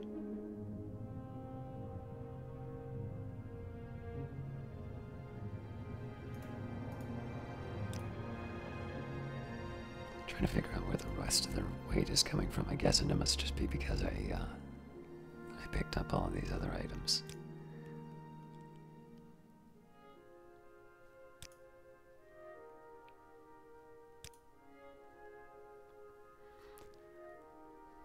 Alright, well that's going to give me a little something to work on at the start of the next broadcast. But for now, I think the time has come for me to wrap up, and we will leave it all for next week. So thank you very much for watching, and we will see you when we when we go back to the north, or northeast.